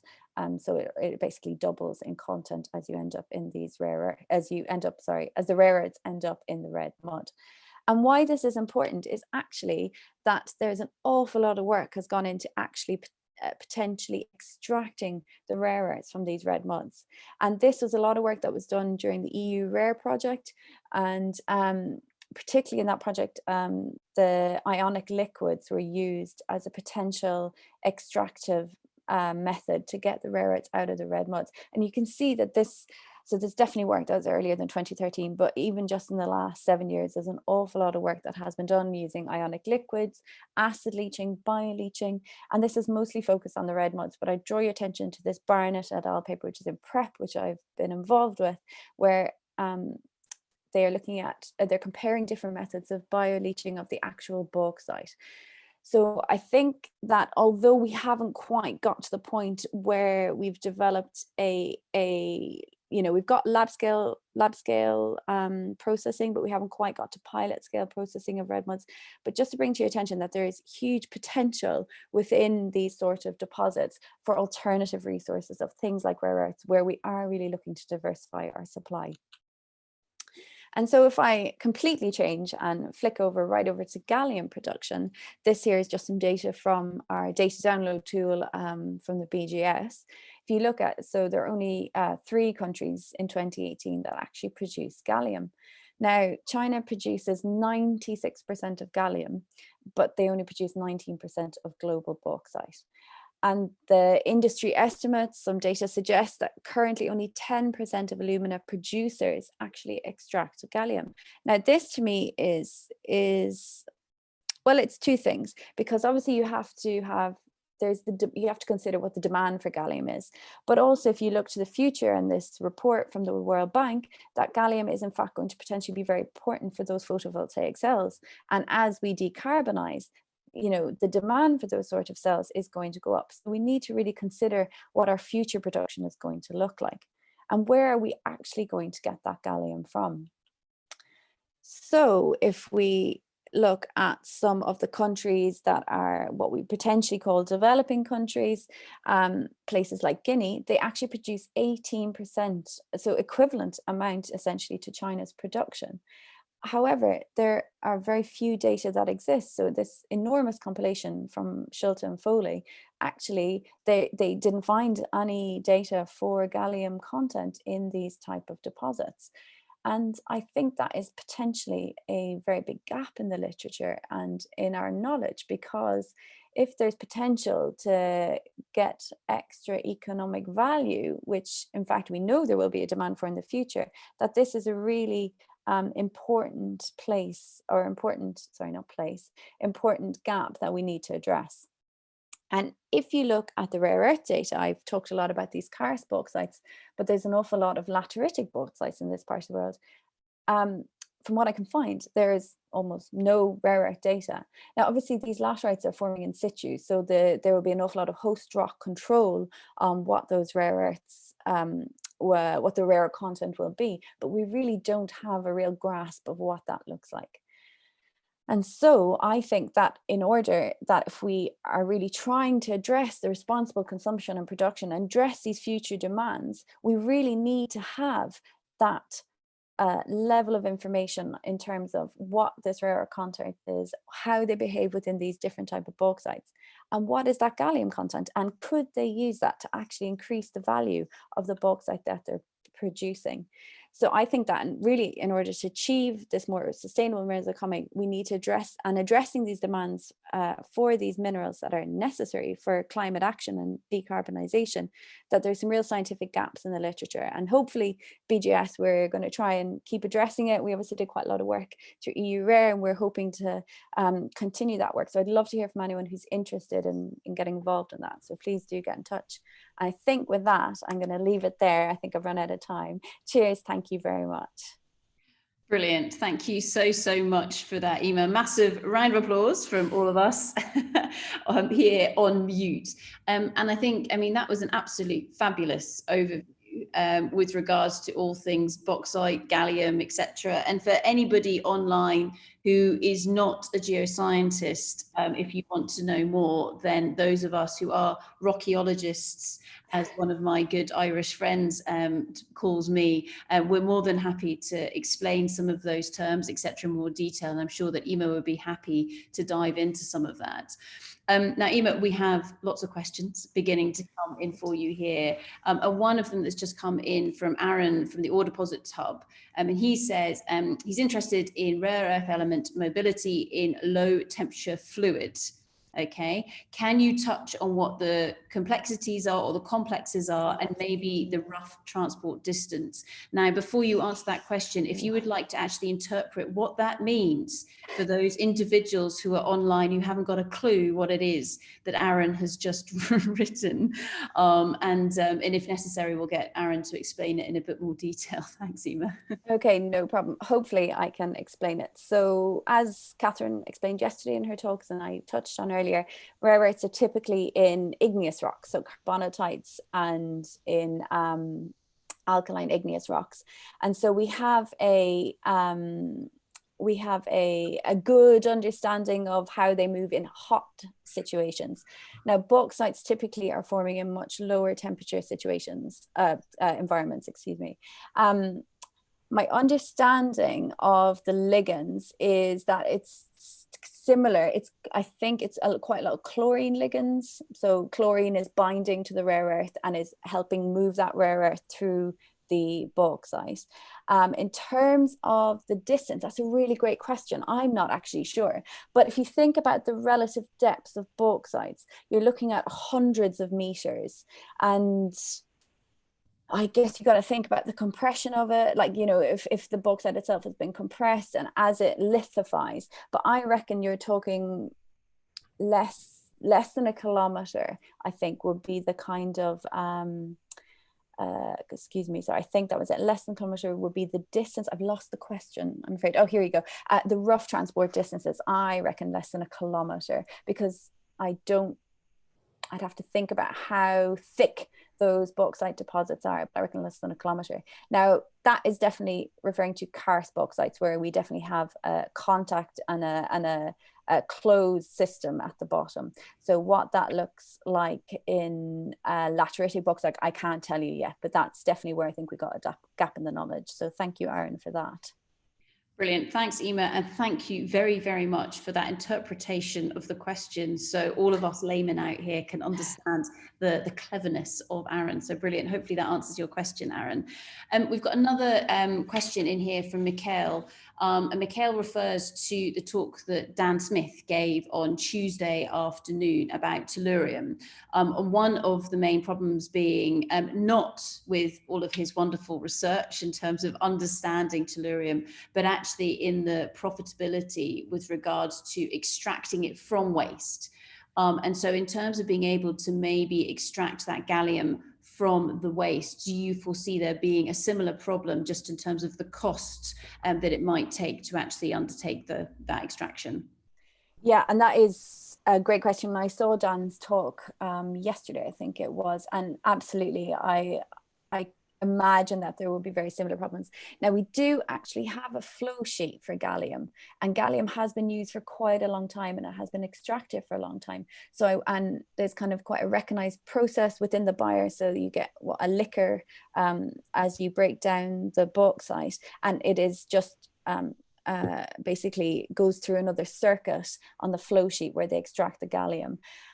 I think that it would still, I think you have to look at, I think Dan answered this better than I'm trying to do. You have to think about, it's whether the company values the environmental challenges of, say, opening another mine versus getting more metal out of a mine that is already producing. I think that's where it comes down to.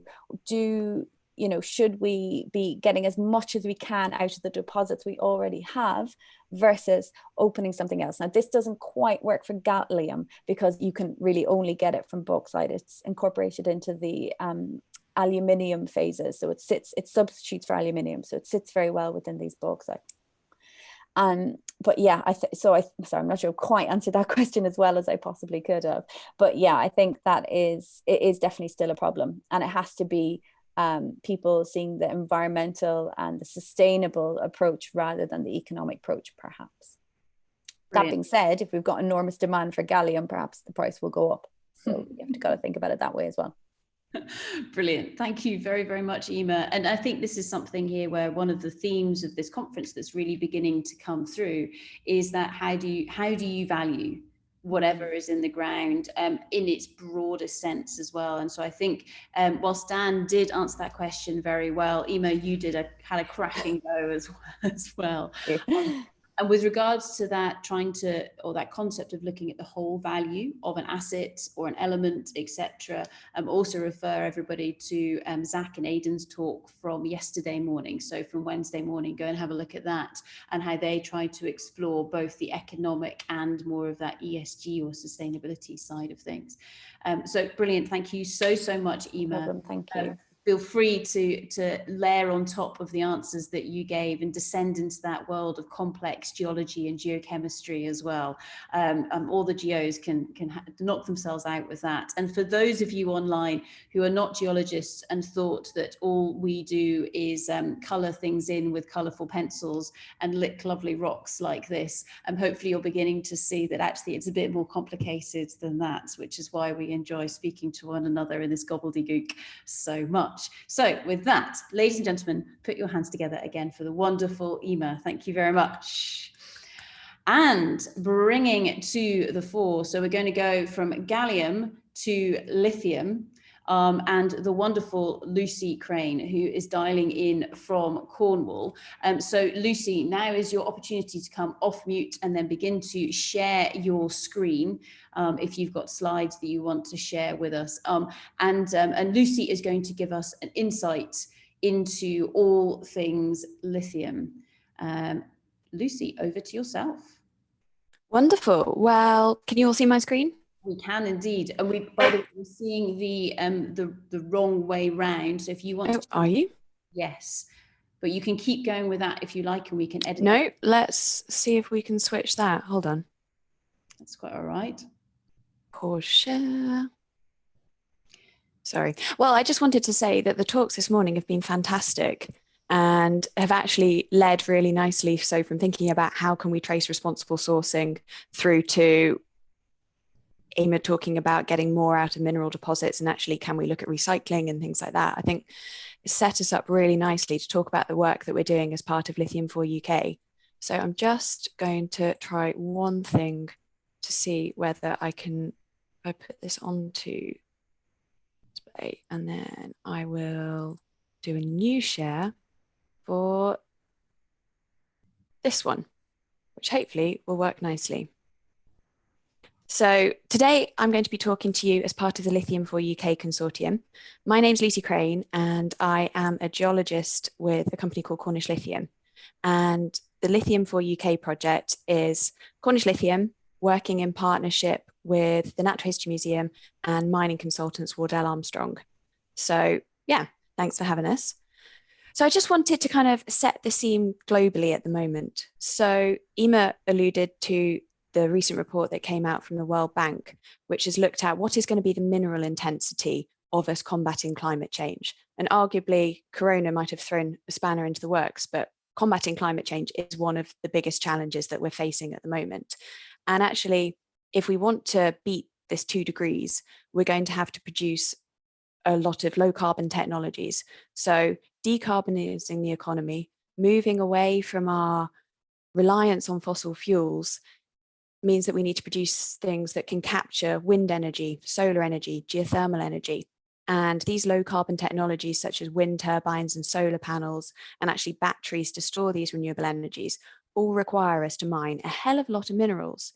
And this recent report that came out from the World Bank, they estimate that the demand for battery metals is going to jump 500% for things like lithium and cobalt by 2050 from the levels that we produced it at last year. So that's pretty significant. And it means that as geologists and engineers, we're going to have some pretty big challenges. We're going to have to explore for these critical raw materials in new places and new jurisdictions. We're going to have to try harder to extract them from deeper depths, or potentially we need to consider deposits that have previously been thought of as unconventional. And in the lithium world, that means that we might look at producing lithium from mica minerals instead of just spodumene, or we might look at extracting it from geothermal waters as well as these salar brines where we typically find it. So just to interrupt you, sorry, we're still looking at your old screen. Are you? Yeah. Oh. So I wanted to interrupt before we get to see any juicy pictures and images that you've got. Aha, there we go. Perfect. Okay, there we go. Right, okay. Thanks for that.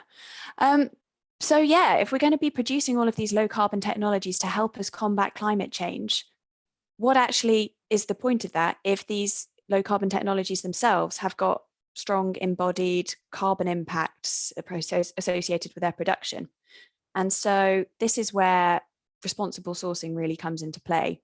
And the World Bank actually have an initiative called Climate Smart Mining, which kind of says, look, it's not just the miners who need to be responsible for the impacts of what they're producing, but the people who are producing these low carbon technologies also need to take responsibility for their portion of the supply chain. I think the COVID-19 crisis has kind of thrust into the spotlight these global supply chains as well. And especially from what we're seeing in the UK and Europe, there was already a drive for actually, economies are realizing that low carbon technologies are going to be a huge part of their future economy and also the future impacts that they're having and the ability to meet these climate change targets. But I think COVID-19 has really thrust these into the forefront. And actually, we're starting to see now that places such as the UK, the EU, the States are really starting to think that actually, hold on, we might have not been producing these raw materials ourselves in the past, but actually, if we've got the ability to produce some of these raw materials that are going to be so critical to us, then maybe we should start to explore what those options are now. And so we're going to look at lithium today. And lithium is a key component of lithium-ion batteries. And these lithium-ion batteries are important for grid storage of renewable energy, but actually they tend to be the power source for electric vehicles. And car manufacturing is so important to the UK and the EU economy. So as we transition away from our reliance on fossil fuels and towards producing electric vehicles, the EU and the UK want to kind of keep their market shares. So there's also an economic reason for trying to have a secure supply of these critical raw materials. So what's the current state of play? And this map on the left here is actually, well, it's 3 years out of date now, so I do need to find a new one. But it's a really neat map that just shows that the dominance of current lithium production is from salar brine deposits in South America and from hard rock from a mineral called spodumene in Australia. So these produce the vast majority of the world's lithium today. And what's also interesting about this map is the complete lack of any significant production from North America, from Europe, from Asia, or from Africa. There are exploration projects in these areas now. Some of them are coming into development, but there's no significant production still. It's also worth noting that although China might not have a huge share of primary production, it does have a huge amount of the world's ability to produce battery quality chemicals. So mineral concentrates from Chile, from Argentina, from Australia will more often than not be shipped across to China. And that's where they'll be upgraded into battery quality lithium chemicals that can then be made into battery cells and battery packs. and then they might be shipped back to the UK. And something that we're finding from the work that we've been doing with consultants such as Minviro, who look at the life cycle assessment projects, we're seeing that although these transport distances can be huge, what's actually really important on the overall impacts of producing lithium in these different ways is the energy mix of these, you know, what's powering these processing plants. If it's a big coal-powered plant, you know, Chris has mentioned the carbon impacts of that. Whereas if you can produce a lithium from, you know, a source that's powered by geothermal energy, that can have a huge impact on limiting those. So this is an interesting graphic from a company called Infinity Lithium, and they've got a European lithium project that's in development at the moment. And they've done some research that shows that on average, the distance traveled by the lithium contained within an electric car battery in Europe at the moment it could have traveled 50,000 kilometers around the world for different steps of the supply chain before it's actually driven a single mile. And, you know, there's an argument that localizing the production of the supply chain, so having all of these things close to each other, could potentially reduce the carbon impact of the lithium production to up to 1/10 of what it currently is. So what is Lithium for UK? This is a project, so it's a feasibility study, not a feasibility study in the mining sense, a feasibility study in the Innovate UK sense. And we're a consortium comprising of Cornish Lithium, the Natural History Museum, and mining consultants Wardell Armstrong. And we're basically looking at, is it ever going to be viable to produce some lithium in the UK for use in UK EVs?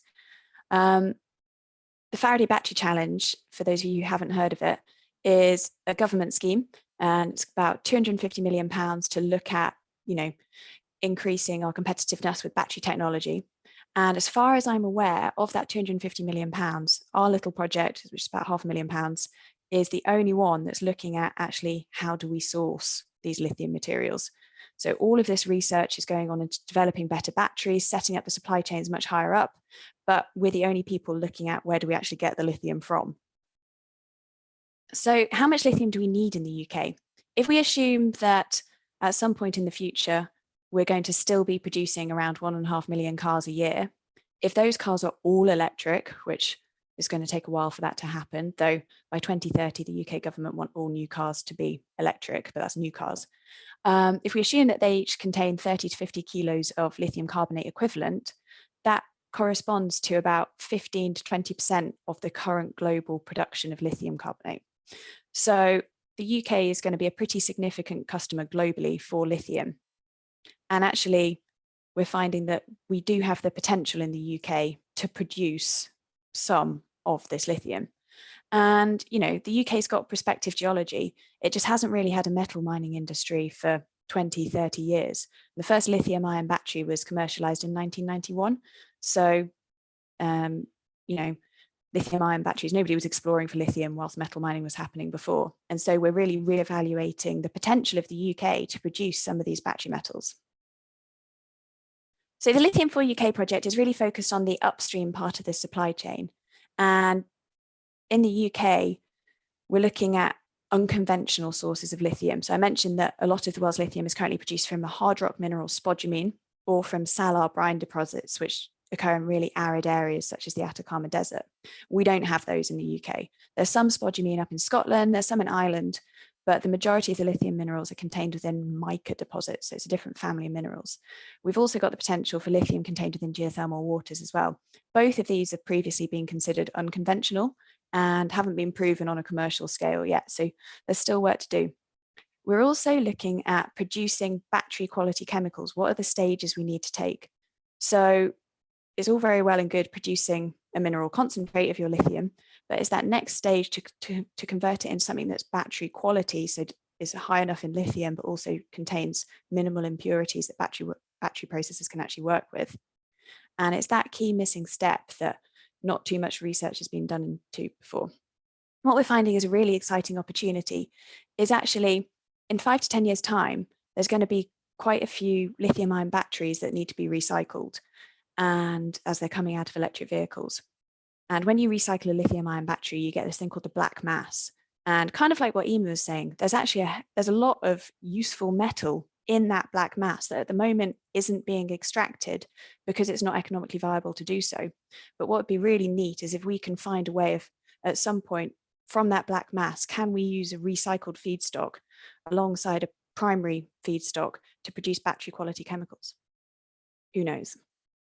So as part of the project, we've been mapping across the UK. We've done a hard rock sampling campaign across England, Scotland, Wales, and Northern Ireland. We've also done a groundwater sampling campaign just across the southwest of England, and unfortunately that got curtailed with Corona. So hopefully we'll be going up to the peaks at some point soon, but who knows? And we've also been taking some of these hard rock samples and we are using them to see if, working with Wardell Armstrong, if we can actually produce their mineral concentrate and then convert that to battery quality chemicals. And there's a battery producer based down in Cornwall called PV3 Technologies that we're hoping, if we can produce enough battery quality material, they're actually going to make a little Cornish battery out of it, which would be really neat. And then we're also looking at, if we're going to actually produce lithium in the UK, what is the supply chain that's currently there? Where are the gaps? Where are the opportunities in the supply chain? And something that's come up in our research, these might be too small to see, but on the left is a map of exploration and development projects in Europe. And you can see that there's actually quite a lot going on. And on the right-hand side is a map that shows either battery plants or gigafactories that are planned or in production in Europe. And the real missing stage here, that key missing stage, is where are we going to convert these minerals into battery quality materials? So it's fine if all of these projects produce a mineral concentrate. At the moment, that's all going to have to be shipped to China before then being shipped back to Europe to be then used in the battery megafactories. So there's a real missing link about where are we going to convert these battery quality materials. I haven't got time to touch on this in too much detail, but Rob Pell from Enviro, I think, is doing a talk tomorrow morning, and he's brilliant. And we've been finding that life cycle assessments are a really useful tool to actually consider the impacts of what you're producing at each stage of the project. So we've been working with Enviro to do a very high level life cycle assessment of the different production routes for lithium that we have in the UK and comparing them to where we currently source lithium from. So from spodumene in Australia or from South America salar brines. And you can see here, so zinnwaldite and lepidolite are mica minerals and geothermal brines on the right-hand side. And you can see that these unconventional sources have a much wider range on the box plot than spodumene and salar brine. And that's because they're not being done commercially yet. They're not as well constrained. But what you can see is that actually the length of these box plots, there's a real difference in the water consumption, for example. So we can tailor our production routes to make sure that we're minimizing our water consumption impacts, we're minimizing our carbon impacts, we're minimizing our land use impacts. And at each stage of the process, life cycle assessments can be really useful tools to help towards this. The thing I found really interesting when I first looked at this graph was that actually it looks like the relative water consumption of a salar brine isn't that much, whereas it's always in the news telling us how, you know, water producing lithium by evaporation ponds in South America is quite often in the news because they're really water sensitive areas. And that is the key point here. Although relatively you use a lot less water to produce lithium from a salar brine than you do from producing spodumene, it means that the relative impact of producing from a salar brine, they're in much more arid areas, they're in much more water scarce areas. So although it might not be that much compared to how you produce spodumene, the relative impact in these areas is actually really significant. So there's a lot to think about. So just to summarize, and it's been a bit of a whistle-stop tour, there is the potential to produce a responsible supply chain where every stage is accountable and you can measure and mitigate its impacts in the UK. We've produced a really neat little video that gives an overview of Li4 UK, and I'd encourage you all to go to YouTube and have a look at it. But what I'd like people to take away from this talk is that actually we've got a huge challenge ahead of us in combating climate change. And as geologists and engineers, we've got a key role to play in that by finding and extracting the minerals that are going to be key. However, if we've got these low carbon technologies, such as wind turbines and solar panels, their impacts are actually going to be dramatically reduced if we're not producing them as responsibly as we possibly can. And there is the opportunity to make each stage of the supply chain much more responsible.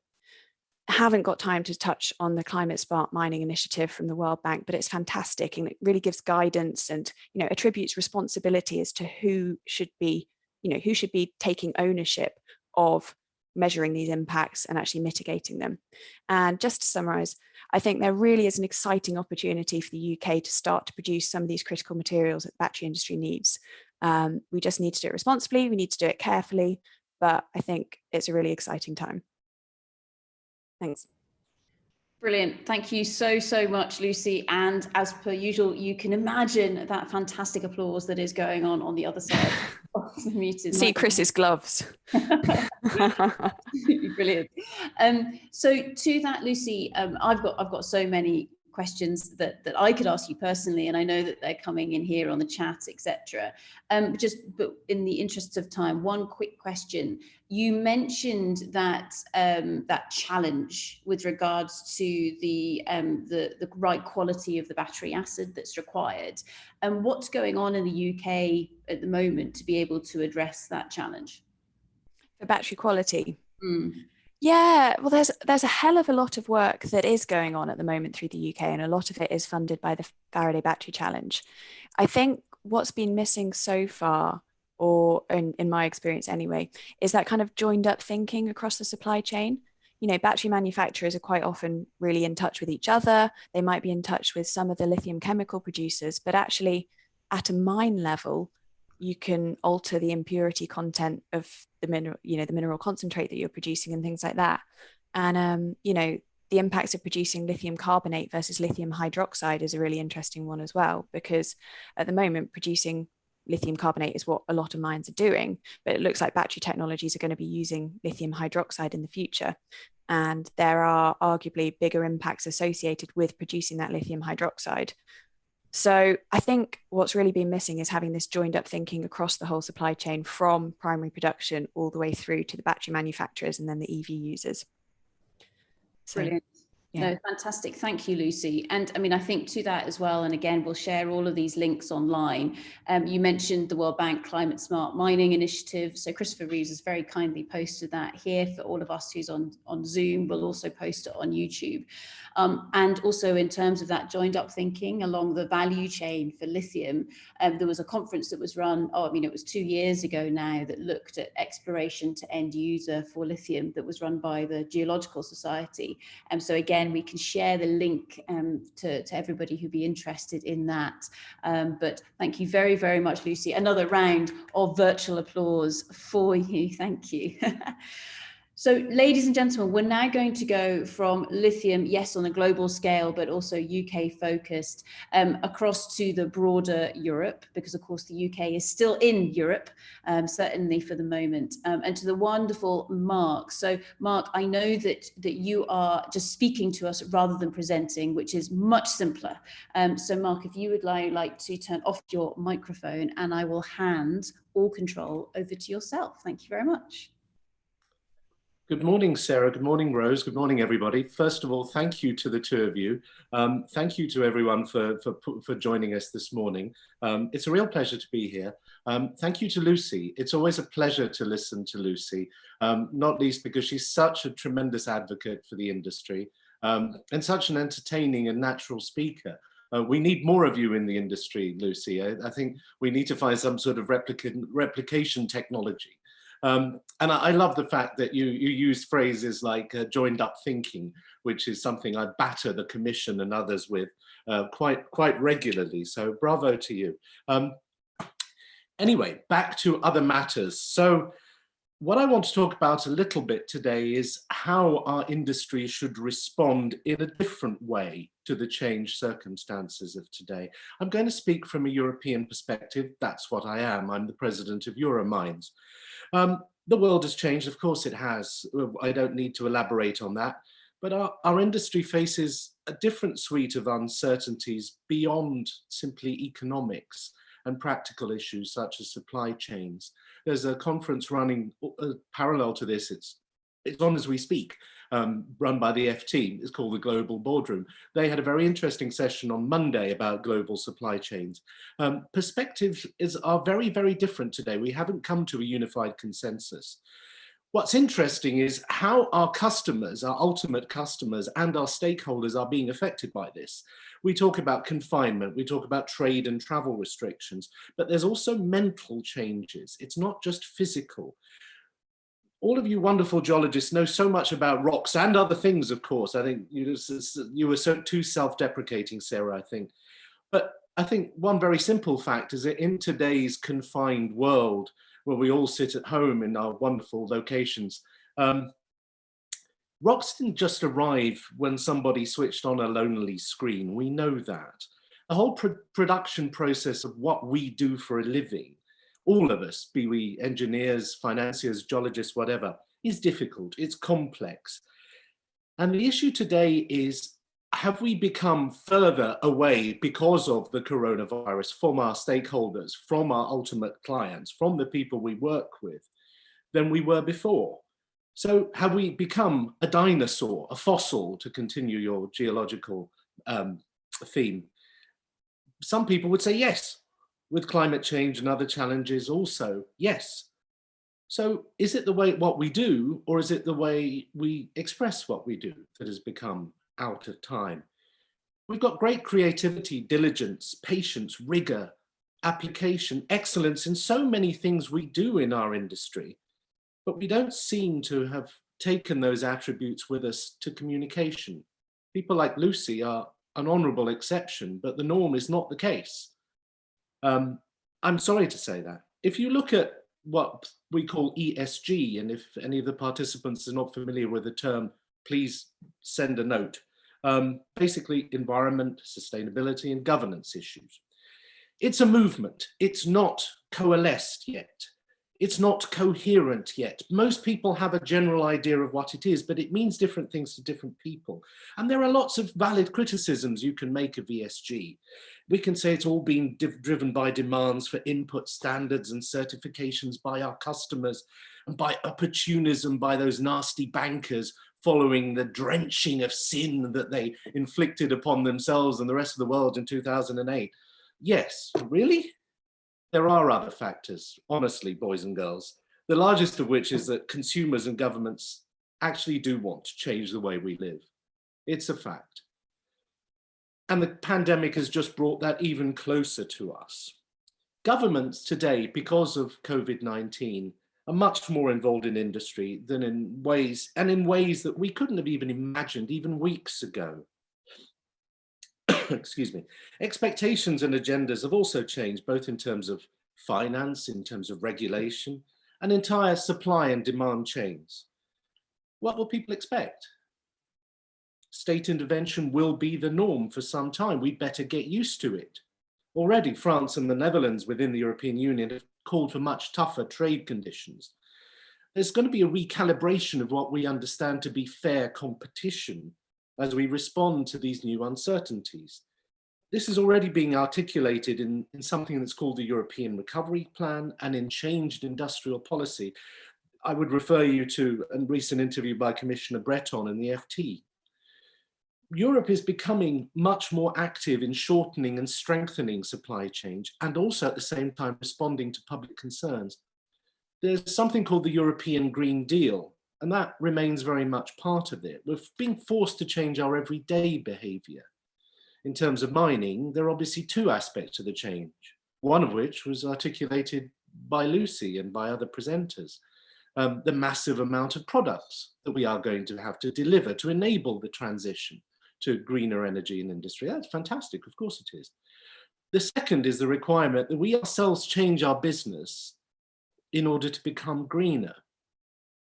But that's not the whole story. The current economic shock will create greater trade barriers and resource nationalism, for sure. We'd be foolish to assume otherwise. But cash is also already in shorter supply, so competition for investment capital is intensifying. This presents the elephant in the room: greater volatility in commodity prices. Now that, in terms of an electorate, is very difficult to deal with. Now, in practical terms, that has meaning at our mines, at mine sites. Why? Because regionally, locally, this is where fiscal pressure, taxation, state spending changes, the effect on everyday people will really bite. So we need to recognize that rather than continue to talk generally or internationally. We tend to make rather broad statements. We used to talk in terms of something called the social license. It's a rather threadbare phrase now. And I don't say that because I'm against the idea. It's because of how our industry used it. We bundled everything into this sack that we called externalities. And in truth, we really just prioritize the bottom line. Not anymore. Our profit isn't enough. It's not enough for our customers. It's not enough for governments. It's not enough for our investors. And when the people who actually own our businesses rather than run them, and this is rather important, we, and particularly senior management, really ought to take notice. So what? Many companies would claim they're way ahead of this thinking. What the hell does this guy think he's talking about? We already deploy and nurture rather the highest standards. We have great sustainability reporting. We meet every supply chain criteria imaginable. We don't do business with nasty dictators or child employers, etc., etc. We engage with all manner of ethical investors. Those are your measures. They're your measures. As supply chains shorten, look, the European Commission is, for example, expected and is actually already presenting an initiative on mandatory due diligence for companies, not just mining companies, all companies. That means we're going to have to actually check on our supply chain. Yes, some of you do it already, it's true, to an extent. The idea is to identify, prevent, mitigate, and account for human rights abuses, environmental damage, etc. But that will expand, that will exchange. Don't think you can limit it just to the agenda that you choose. Competition policy will broaden and change. This criticality, well mentioned by several participants so far, takes on a much more everyday and substantive meaning. In terms of raw material supply, you're going to see, there was a quotation from Commissioner Šefčovič in Lucy's presentation, you're going to see further initiatives such as the Battery Alliance. We don't need to say sorry. Ignorance and our past things are not something we can hide behind anymore. We need to take ownership of them instead. Engagement, as we understand it, can't mean just the industry talking to ourselves. That becomes what's another overused phrase, an echo chamber. What we need to do in terms of engagement is encompass whole vertical chains from our suppliers down to our customers and the ultimate end users. That's because today's decision makers, not yesterday's decision makers, context, their terms of reference, their priorities, their language, it doesn't chime easily with industry as we have understood it. They fear different things, and that reflects a new consensus, whether we like that or not. And we need to see that as an opportunity, not a threat. By definition, an industry approach can then capture far more attention by repositioning itself within rather than apart from customers' daily lives. That's already happening. It's easy to do that on a national basis. You can say Team Sweden or Team Austria or Team, I'm going to use only European countries, Team Malta. That would be interesting. Some companies have already realized the opportunity of doing that. You demonstrate not only corporate responsibility, but corporate resilience that way. But you also recognize that your own relationships are key. More collaboration, more collegiality in your own backyard, perhaps. Work with your real friends. That forces critics to contend with a bigger picture. And then you can't just use a single issue that you can export and then sanitize. Yes, that chimes with the Green Deal, it chimes with the ESG and the climate change agenda, and it makes us part of it. We shouldn't leave it to the finance sector and others to set an industrial agenda. Having been a financier for many years, I don't recommend it. I've also been, thankfully, a director and chairman of mining companies for rather longer, and I know whose view I prefer. We've got to talk to the NGOs. They're not terrorists. They're not, in many ways, they're not competent. They may be frustrating. They may lack scientific competence. They may be even less transparent than the companies they criticize. But they do telescope the fears and ideas of ordinary people, our customers. We need to talk with them. We have to talk with them. We do talk with them today in Europe. If I look at the European Parliament, if I look at the cabinets of individual commissioners, I see former advocates for environmental causes. I see people who have not worked in industry, who have not worked in finance, who do not conceive of what we do in the same way as us and the people we work with. If we don't talk with them, how can understanding grow? Investors, regulators, trade unions, we talk with those people all the time. Strangely enough, we don't seem to talk with our customers very often. We need to work on that. I speak from a European perspective. I'm not talking about that dreadful word Brexit. I'm not talking about anything else. I talk about Europe as a whole, a Europe of 500 million people, a Europe that still sets standards, a Europe that the rest of the world still can't ignore. We deliver so many good things in Europe, all of us, all of the European countries, whether they're within the Union or not. And we deliver those in this industry as well. We need to show people, however, how that delivery translates into their everyday lives. Ladies and gentlemen, thank you for listening to my sermon. I've noticed a few questions. I haven't read them yet, so I will switch over to that now. Ladies and gentlemen, thank you very much. Mark, that was absolutely beautiful. Thank you very, very much. And I'm blushing. You can imagine the phenomenal applause that is coming at you from the other side of those muted microphones at the moment. Yes, there is information and there's the questions coming through on Chatter on a number of different streams here.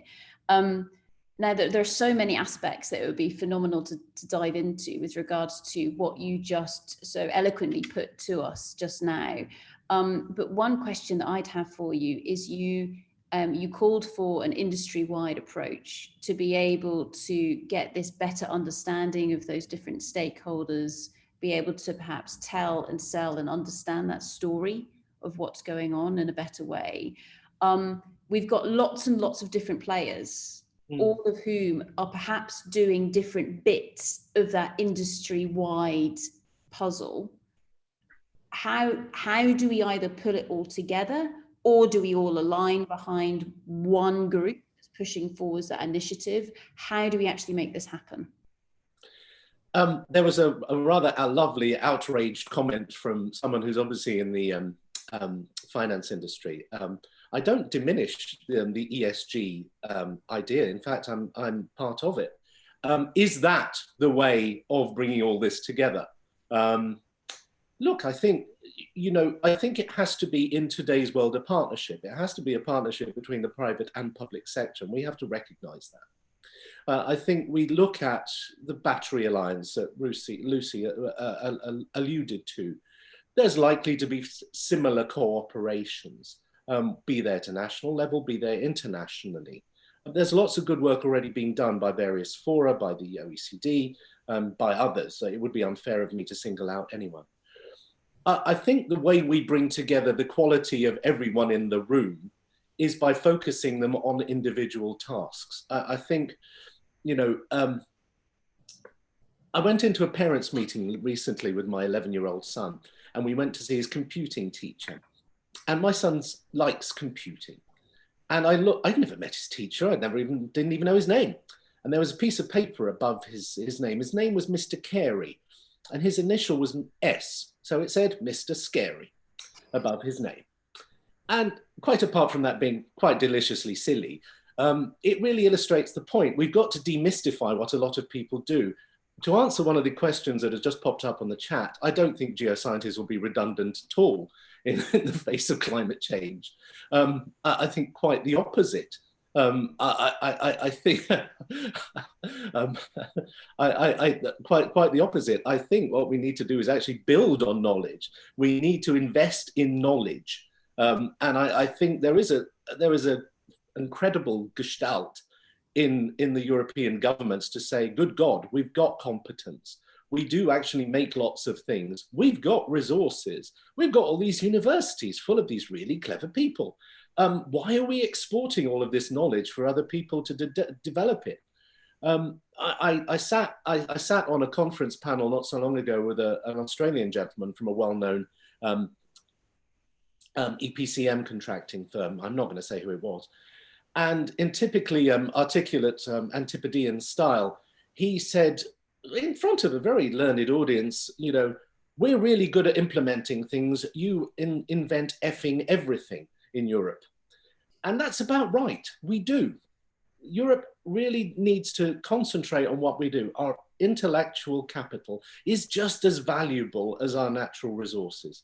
And if you deploy that, then you'll bring everyone together. You've just got to deploy it properly. So that's a long answer to a short question. Brilliant. No, but that was a fabulous answer all the same. Thank you very, very much, Mark. Now you'll see that the chatter is continuing to go on in the background. However, we must unfortunately, in the interests of time, wave goodbye to your wonderful self, but please do stick around because there will be a little panel session right at the very end. And we're going to pass across now to our final speaker in this morning session, which is the one and only, the wonderful Ruth Allington. So Ruth, it's now your opportunity. See, there she is. She's ahead of the game. She's sharing those slides. It's up in presentation mode. Ruth, you don't need me to do anything else. Over to your wonderful self. Thank you, Sarah, and thank you so much for the opportunity to speak today. I'm really thrilled to follow that barnstorming speech by Mark. I'm going to pick up on some of the themes that he introduced. I'm an engineering geologist by training. I specialize in the design, or have specialized in the design throughout my career, of open pit mines and quarries, particularly to recover construction raw materials. I'm a member of the Pan-European Resources and Reserves Reporting Committee, and I've got experience in dispute resolution and dispute avoidance, and particularly in mediation. So where I'm happy, my happy place is in the interfaces between disciplines and in trying to make those interfaces work and pulling out from them the opportunities and trying to spot the risks, hence the title of my talk, Mind the Gaps.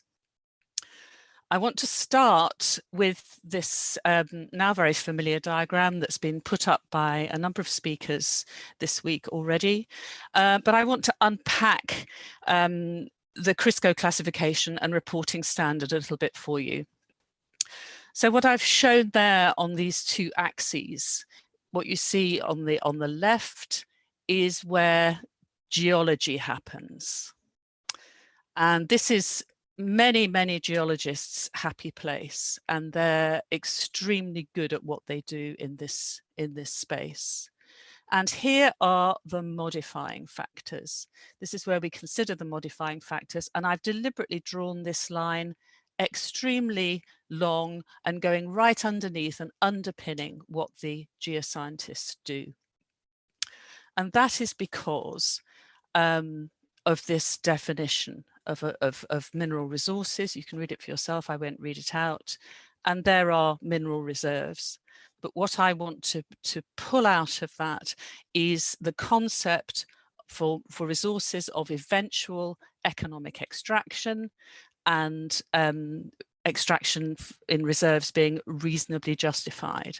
I'm going to mostly talk about resources and the opportunities and risks that sit there. That's to many of you a very familiar definition of a competent person, the person who reports in accordance with the CRISCO codes and standards. These are practitioners who take personal responsibility for the reports they prepare. This is quite a well, an extremely responsible job. It's a serious business. So just unpacking that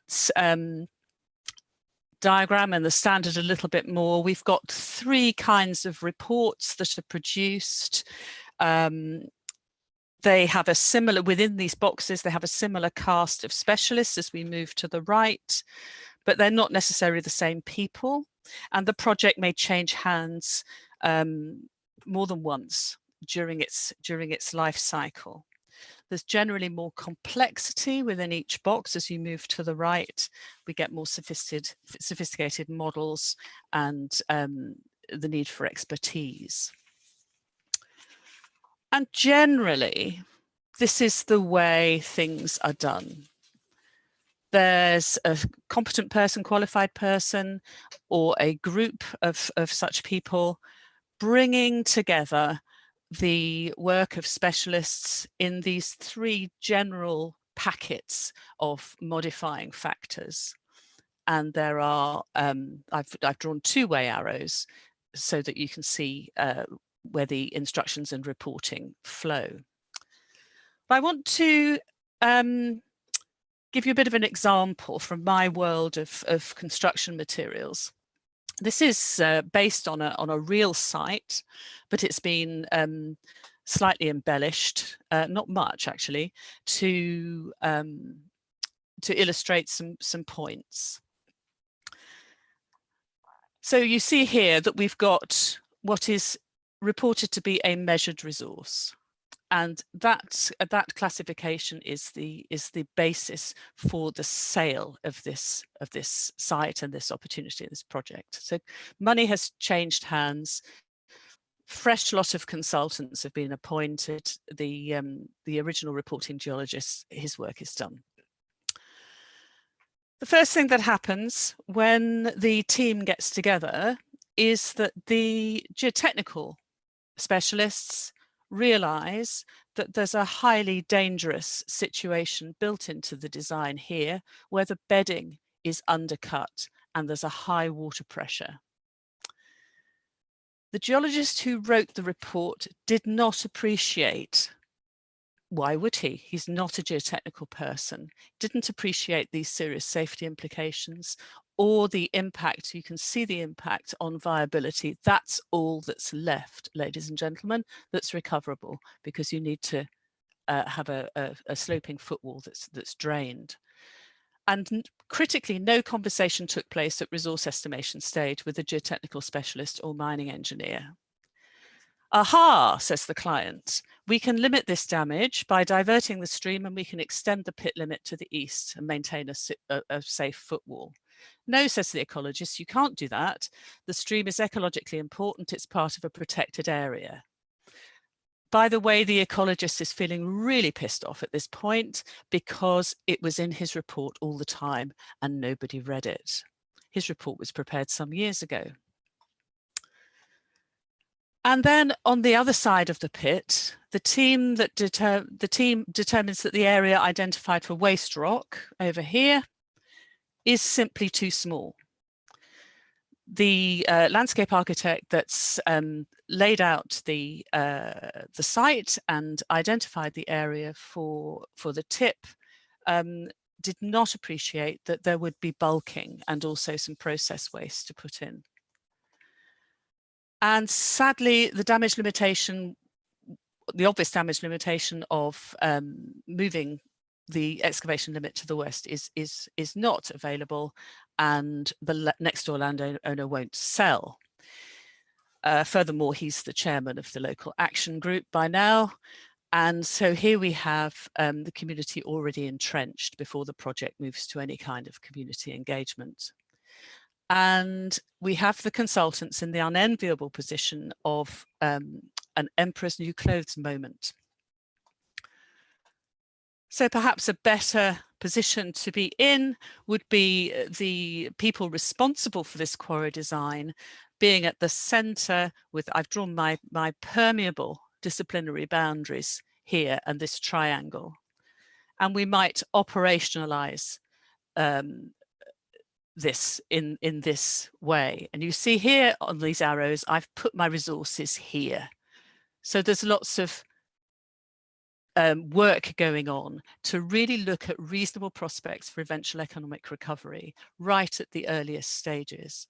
Across the top, you see all the external issues. You see lots of double-headed arrows across this diagram, signifying the communication and the sharing, except here. This is the only single-headed arrow in my diagram. And this is why, as a geological community, we should really take care to understand what reasonable prospects for eventual economic recovery really means before we get this cat out of the bag and set all this detailed work going. I'm very happy to share my slides with anybody who would be interested in receiving them afterwards. So here are some consequences of not minding the gap. We're missing early opportunities to foresee problems that we're going to have. We have a potential, as mentioned earlier this week, of a disconnect between corporate and site level. So the corporate, at the corporate level or the planning level, lots of promises may be made to the regulators. Plans are drawn showing a waste heap size that's really far too small, for example, or a pit geometry that's simply unachievable. And then you get planning permission potentially, or a permit to work, and it's impossible to achieve. So how can we navigate these gaps? What do we need in addition to the undoubted professional expertise? Well, these are some of the things that I would say are the extra magic that goes into managing these gaps and interfaces, avoiding causing gaps, bridging the gaps. They're, if you like, the seasoning that elevates the ingredients of technical expertise and experience. Without this seasoning of care for the gaps and interfaces, the dangers of the silo mentality, sticking with what you're comfortable with, is hugely increased. The risks of unforeseen, but certainly not unforeseeable disasters are elevated. And if you remember earlier in the week, so those of you who were listening in, one of the speakers talked about his experience of finding that show-stopping events were actually on the risk register, but had been overlooked or not believed. I think the more complex the project, the more gaps and interfaces there are between the normally absolutely excellent work in the individual disciplines. More time passes, more money is spent. Inertia, disbelief, embarrassment, these are all powerful barriers to the emperor's new clothes moment. The project and getting your fee paid, that's another big barrier. Projects that are too big to fail, even if a fatal flaw is found. Regulators and politicians also join us with this unconscious bias, especially for a large project of national significance, saying this is not going to work as expected. They're really, everybody's very reluctant to do that, obviously. So the resource evaluation stage is not just about geology. A lot of it, the geology is essential, absolutely vital, but it sets the scene for everything that comes after. And I just leave you with some of my thoughts, because it's written down in a report or risk register. It doesn't mean it's being communicated in any way to anyone. Excellent regulation, we've got lots of that. Possibly you might say too much. It's very difficult to keep tabs on, to keep up with. But it's essential, but it's not sufficient in and of itself to guarantee good outcomes. Compliance is also clearly related to regulation. It's vitally important, but if it's just box ticking in a silo, it's or an echo chamber, as Mark mentioned, it's entirely unhelpful. it's really important to have this extraordinary level of intellectual capital, of professional competence, knowledge, innovation, and ingenuity in our industry, right through the value chain. It's astonishing, and listening to all these amazing talks this week, it's heartwarming, and it fills me with pride that our industry is so well educated and deploys such expertise. But it's not always very well joined up. And I think this is, in my experience, this is a barrier to true responsibility. I just want to end by saying that forums such as this conference, and it's being held in this format, driven by the COVID crisis, represent very, very welcome safe spaces to ask each other some fundamental questions. And the fundamental questions that I think we should be asking each other and feel safe to ask each other is, oh, why do you do it that way? What do you need from us? That's a really important and scary question for asking members of the public, NGOs. And then what do you actually mean by whatever it is? So with that, I'll end back with the Emperor's New Clothes, which we're going to avoid. And you'll find a little more information if you're not familiar with the world of quarrying and construction materials. The Quarry Design Handbook is free to download at that link. I should just also say that I've benefited hugely by rubbing shoulders over many years with geologists and mining engineers from the metal mining, so grown-up mining industry, and I'd like to think they've learned a bit from me and other colleagues on the PERC committee and in other forums. In our world of construction materials. The issues are the same. The trajectory and the complexity of the projects can be somewhat different. So I'll leave it there. Thank you very much, ladies and gentlemen. Brilliant. Thank you so much for that, Ruth. There are lots of expressions of congratulations coming in over chat, etc., and also requests for your slides, and even people giving you their email addresses in the hope that you might contact them in the future over YouTube. So congratulations. Wow. Thank you very much. I hope you're going to capture all that. I haven't got to. Yeah, somehow we will. Yeah, don't you worry. We're capturing this.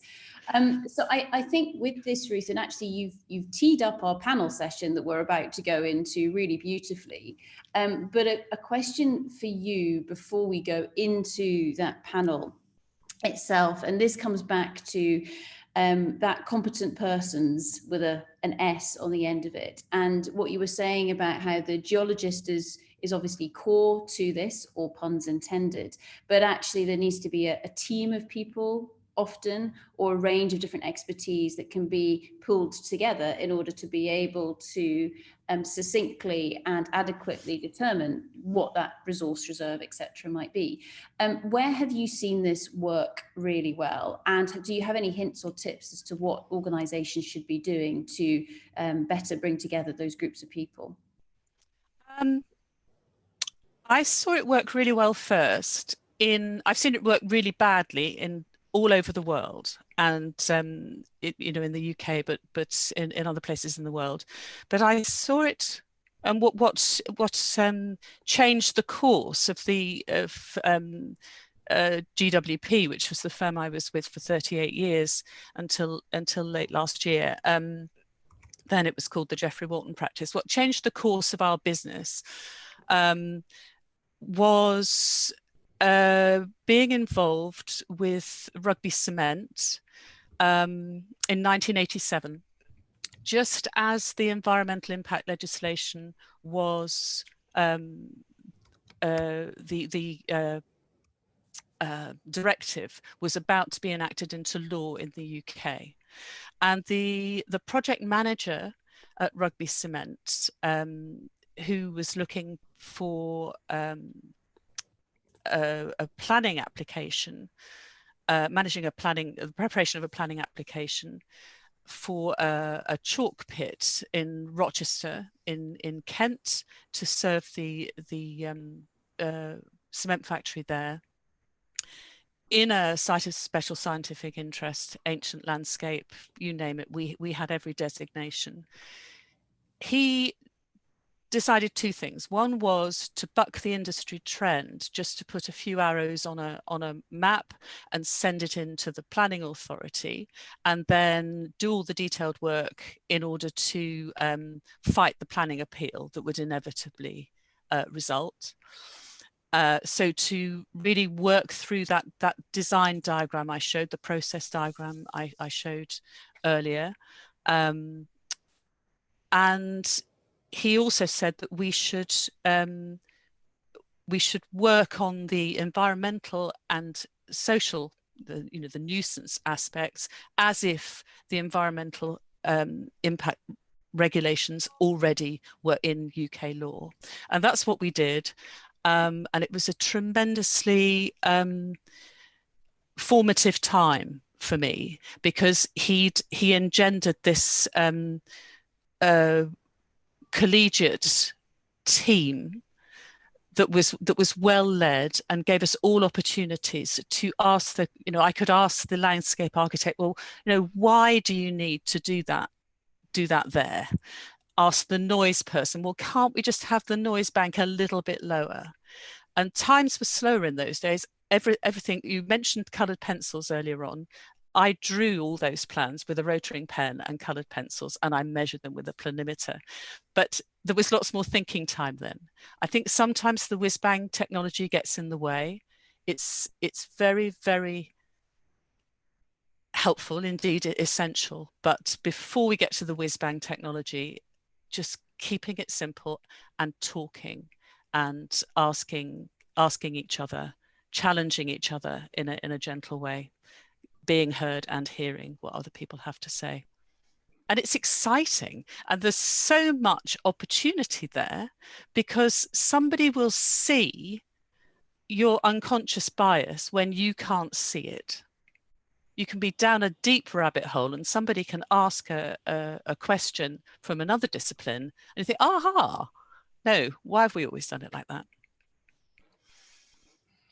Brilliant. Thank you very, very much, Ruth. So, ladies and gentlemen, please put your hands together for another round of applause for the wonderful Ruth Allington. Thank you very much, Ruth.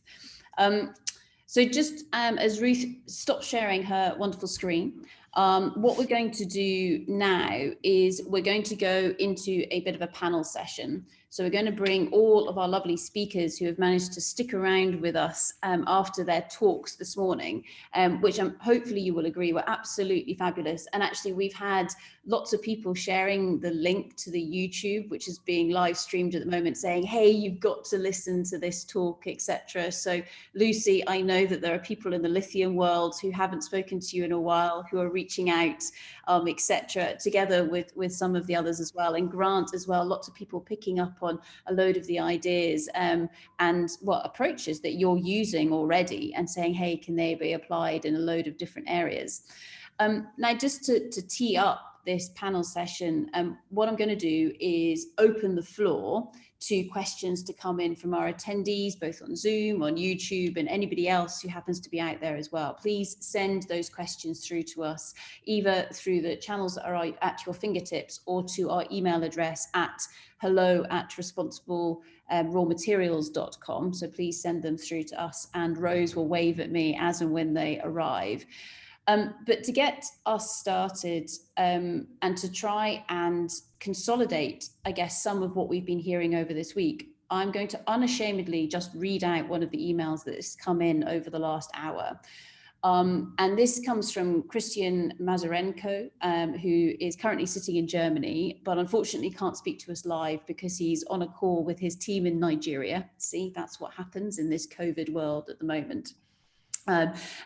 Christian is from EC Terra, so I'm sure some of you know Christian. And it is a fairly lengthy email, but bear with, and we've already listened to the dulcet tones of Mark Krakavides, so I shall attempt to emulate Mark in his beautiful speaking style. Yes, no, you don't need to frown at me, Mark. You can smile and take that as a compliment. So Christian says, hi, I'm listening with great interest to my colleagues here in your online conference. Fantastic topics and talks, and so great that you've put this together. Thank you very much, Christian. We will take that as a compliment. I should also say, by the way, to our panelists, I'm going to come to you at the end of this for your comments on what Chris has written to us, and also your ideas as to how we can take this to the next step. He goes on to say, I can see that we all have the idea of making the mining world a better place, better social and community relations, better stakeholder engagement, more transparency, more traceability of raw materials, responsible mining, better corporate responsibility, better communication, and so on, ... The question that drives me crazy is, when and how the heck do we start to implement all that quickly before things go upside down in such a climate? Wars on raw materials, social and environmental impact, ? While a lot of other industries manage to get their certificates and traceability in their business, we as miners are not able to implement a standard for certification of raw materials and can't get transparency in our streams of raw materials. I should add that I suspect there is a yet in there in brackets. We do fantastic research. We have all the tools, but we can't get them to implement or haven't managed to get them to be implemented over decades. And trust me, I see that since decades, I was involved in talks and projects, and I can't see any fast development through all of the ideas and tools in front of us. Why is this? We talk to one another and we all say, yes, we're right, we need to do something. And then very little happens, just lots and lots of talks. He doesn't want to throw that into the conference here since he doesn't want to disturb the fantastic talks. So note, he's not having a go at us for speaking to one another. We need to get out and do things together, coordinated and a better connected with more communication. The world does need more raw materials, though we may be changing our view on environment, consuming goods, renewable energy, recycling, etc. There are many, many studies from all of the geological surveys around the world that say the same thing. More raw materials and a shift in the type of raw materials is what we are looking for. And we're even looking into mining subsea, for example, as Richard Harrington was talking about yesterday with regards to cobalt and manganese. So when do we get smart? The gap between consultants wanting to install the highest standards and companies doing extraction gets wider and wider, and the problems get bigger and bigger. More nations do not want mining in their country and rather prefer getting their raw materials from somewhere where they don't see how it is done. I can go on and on. Why can't we as miners not get together and make a cut, a change right now and get more transparency, even if it's not perfect in the beginning? Honestly, it might sound like I'm having a midlife crisis. I'm not. I just see how it works in our business. The level of rubbishness since Bre-X is now and again at a new height, but it's much more sophisticated in the case of hiding the truth and partly the problem of how the codes, for example, or the reporting of the resources and the reserves, be it JORC, PERC, etc., are used or how they are monitored.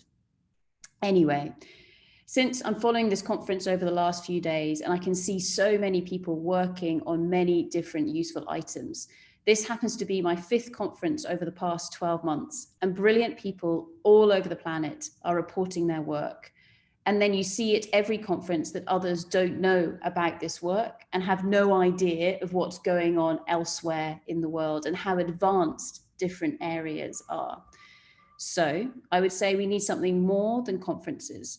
We need to bring all these fantastic people together, combine them with core people from politics, industry, environmental agencies, NGOs, social managers, recycling groups, science, etc., and create a super intelligence group service cloud with state-of-the-art database behind all of that, with artificial intelligence, data mining, etc., and become something like the Google, Apple, CIA, UN, you name it, for raw materials.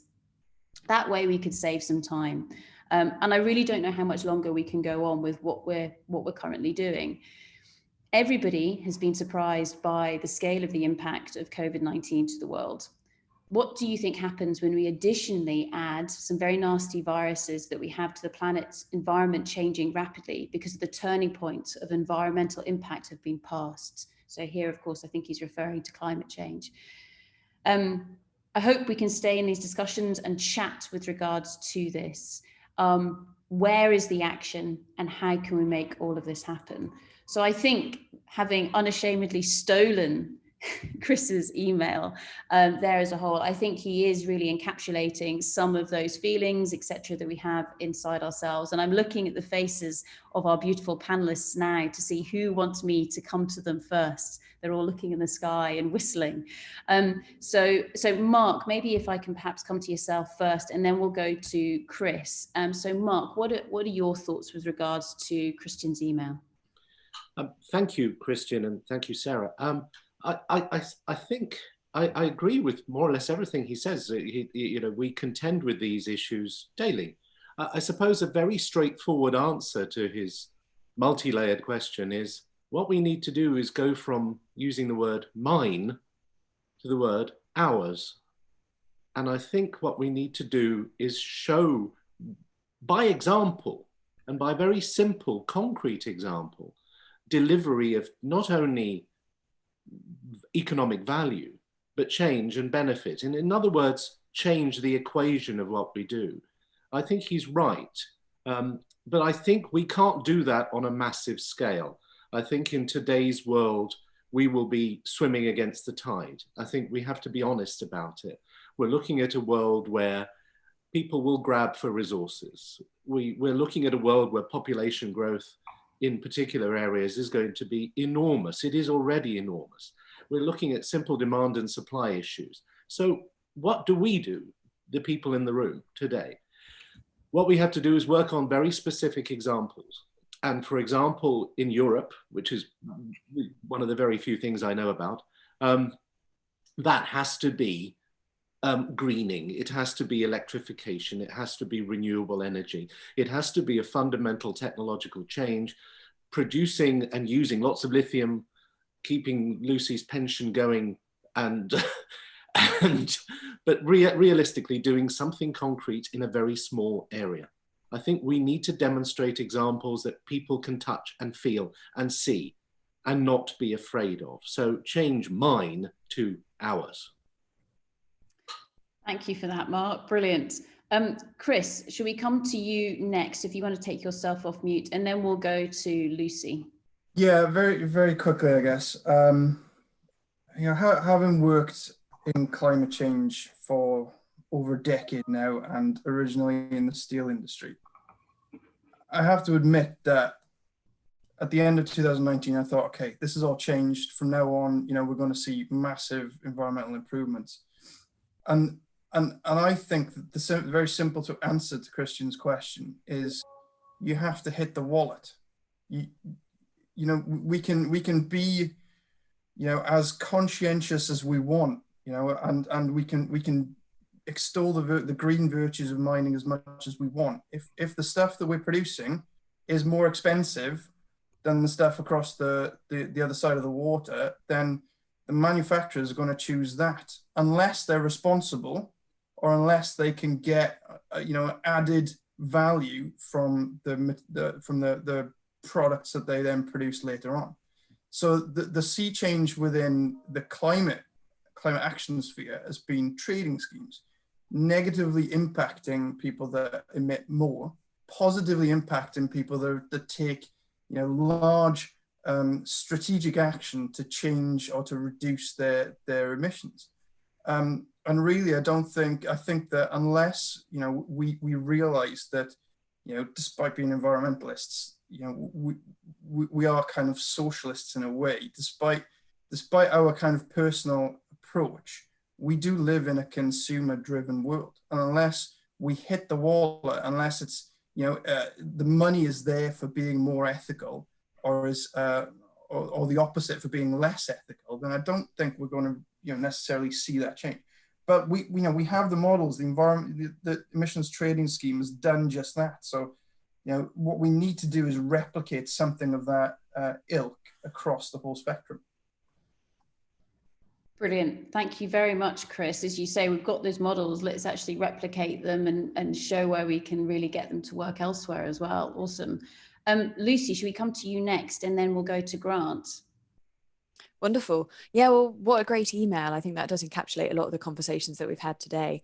And just to build on what Mark and Chris have just said, you know, I think it's great that there are all of these schemes out here, and it did really feel at the end of 2019 that, you know, climate is on people's agendas now, whereas it hasn't been such a part of the public conversation, arguably even 2 or 3 years ago. So I think the last 12 months has made a significant impact on bringing that into people's, you know, into people's psyche. But how do we actually change the industry? That's a much bigger question. And I suppose it comes down to, how do we value these mineral deposits? There's kind of 2 prongs. One, at the moment, resources and reserves, yes, they build ESG into it to a certain degree, but actually at the end of the day, it's kind of the project economics that determined whether a project's actually going to be developed or not. And I know that there are lots of conversations happening about, can we actually build in these ESG metrics to give them some economic tangible value? But I think the other thing that we need to consider as an industry is there are some people doing fantastic things in the mining and extractives industry. They're doing things really responsibly. Chris mentioned they're not going to, I don't think people are going to pay a premium for it. So maybe we need to address this big disconnect that seems to exist in society with what consumers are using and where it's actually coming from.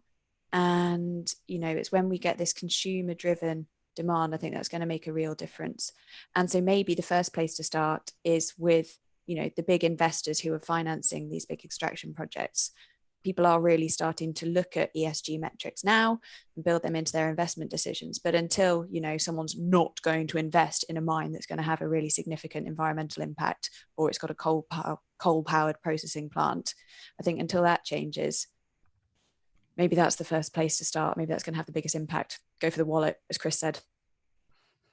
Great, thanks, Lucy. Grant, I know that you wanted to add into this conversation, so we'll come to you next. Yeah, absolutely. So, and it's a great question by Christian, and you can absolutely feel the frustration that comes from it. And so, look, I'll start with this: the technology that we have can eradicate blood diamonds from the supply chain. It existed 20 years ago. It just hasn't been adopted. And it's not just around eradicating blood diamonds out of a supply chain. It's around forcing those countries where that occurs to come back to the market and undertake responsible mining so that they can share the prosperity with the communities in which those diamonds are from. So I get his frustration. So we believe the answer to the question is you can't solve the entire industry. What we need to do is to focus on one supply chain at a time, an integrated supply chain, even if that's with three mines, one refiner, into a product that goes into an OEM or a consumer-facing brand. And if we can solve it for one supply chain, and the technology or the services that are applied to make that a transparent supply chain has to be scalable and it has to be cost-effective. Once we've provided a solution, then it's very difficult for consumer-facing companies and large listed companies to then make these outrageous claims around their ESG commitments. And I've read the financial statements, and we've got intricate insight into some of these companies. So we know that, you know, simply having these ESG claims and then a picture of a school in Africa that you've sent money to doesn't get away from the fact they have no idea where their products are coming from.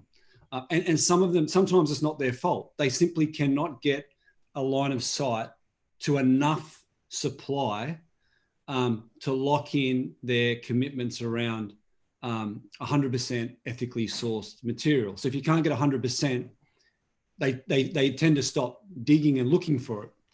So the more that we secure integrated supply chains that are transparent, and no one expects perfection in a transparent supply chain when you're procuring that from an African country, but transparency provides some level of forgiveness because we have different standards and expectation that those countries will get an economic development benefit from that process. So that long-winded answer, absolutely get his frustration. I think we focus on the integrated parts of supply chain who do care, who are passionate about this. We solve it for them, we prove it up economically. And at that time, the consumer-facing brands will then switch out from their current suppliers to these suppliers. And to your point, Lucy, they may not pay a premium for it, but they will actively choose it over a competitor. And so I think that's where I think the start of a very complex solution starts.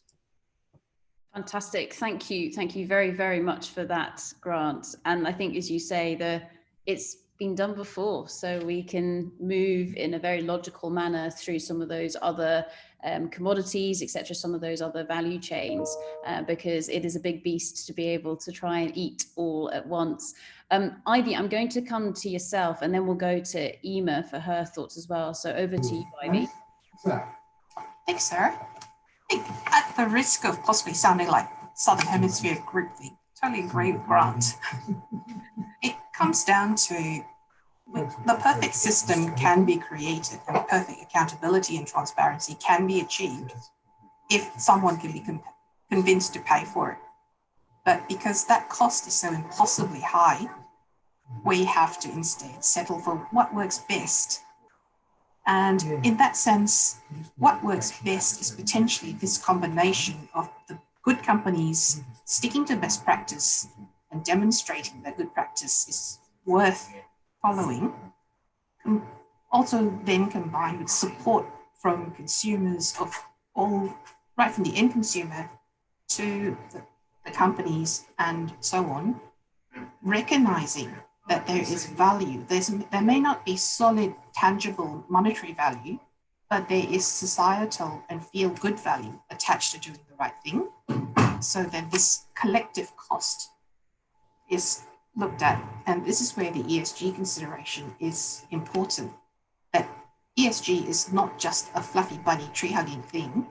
It's a tangible improvement in the total overall human condition, and that is worth a lot. But we need to have more people recognize that and to pursue it and to agree to sacrifice certain monetary profits in that exchange. So perhaps we are living in a slightly smaller house, driving a slightly less flash car, but in return, we actually have a better environment, and we know that people will be starving less because we are not exploiting a workforce in another country to produce my next iPhone. So it's always back to the money. And this push by the superannuation funds and the instos is a great thing because they can help change this equation. Brilliant. Thank you. Thank you very, very much for that, Ivy. That's fantastic. Emma, we're now going to come to yourself for your thoughts. Sure. I think I agree mostly with what the previous panelists have said, and they've all said it very eloquently. Regarding Chris's question, I think he really does capture, I think, almost maybe what you were thinking about when you were designing this conference, trying to bring different people from different people who have different approaches to geosciences and to mining and responsible raw materials, trying to bring all those people together. So while, yes, conferences probably aren't enough, it is a really good platform with which we can actually begin to talk to people outside our own disciplines.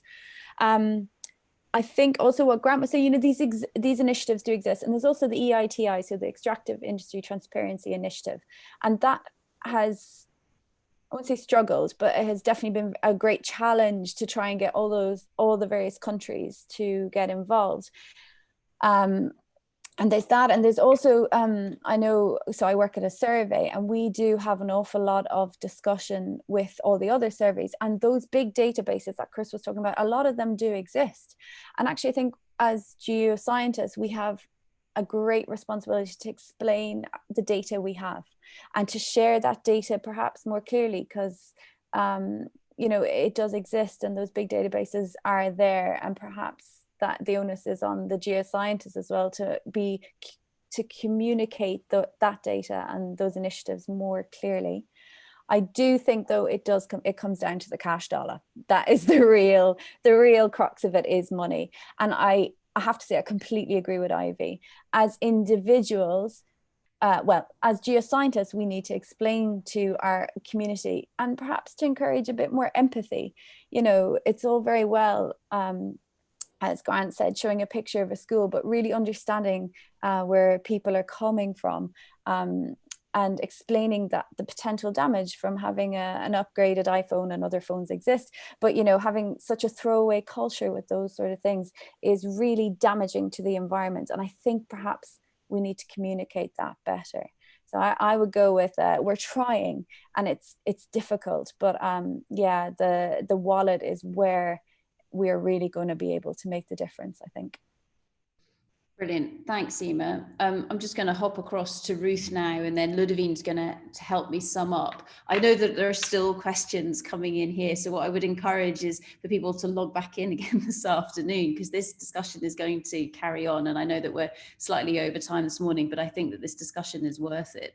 And Ruth, just before we come into yourself, yes, it's about where are the levers, or where are the drivers that are actually going to make a difference. There's the money side.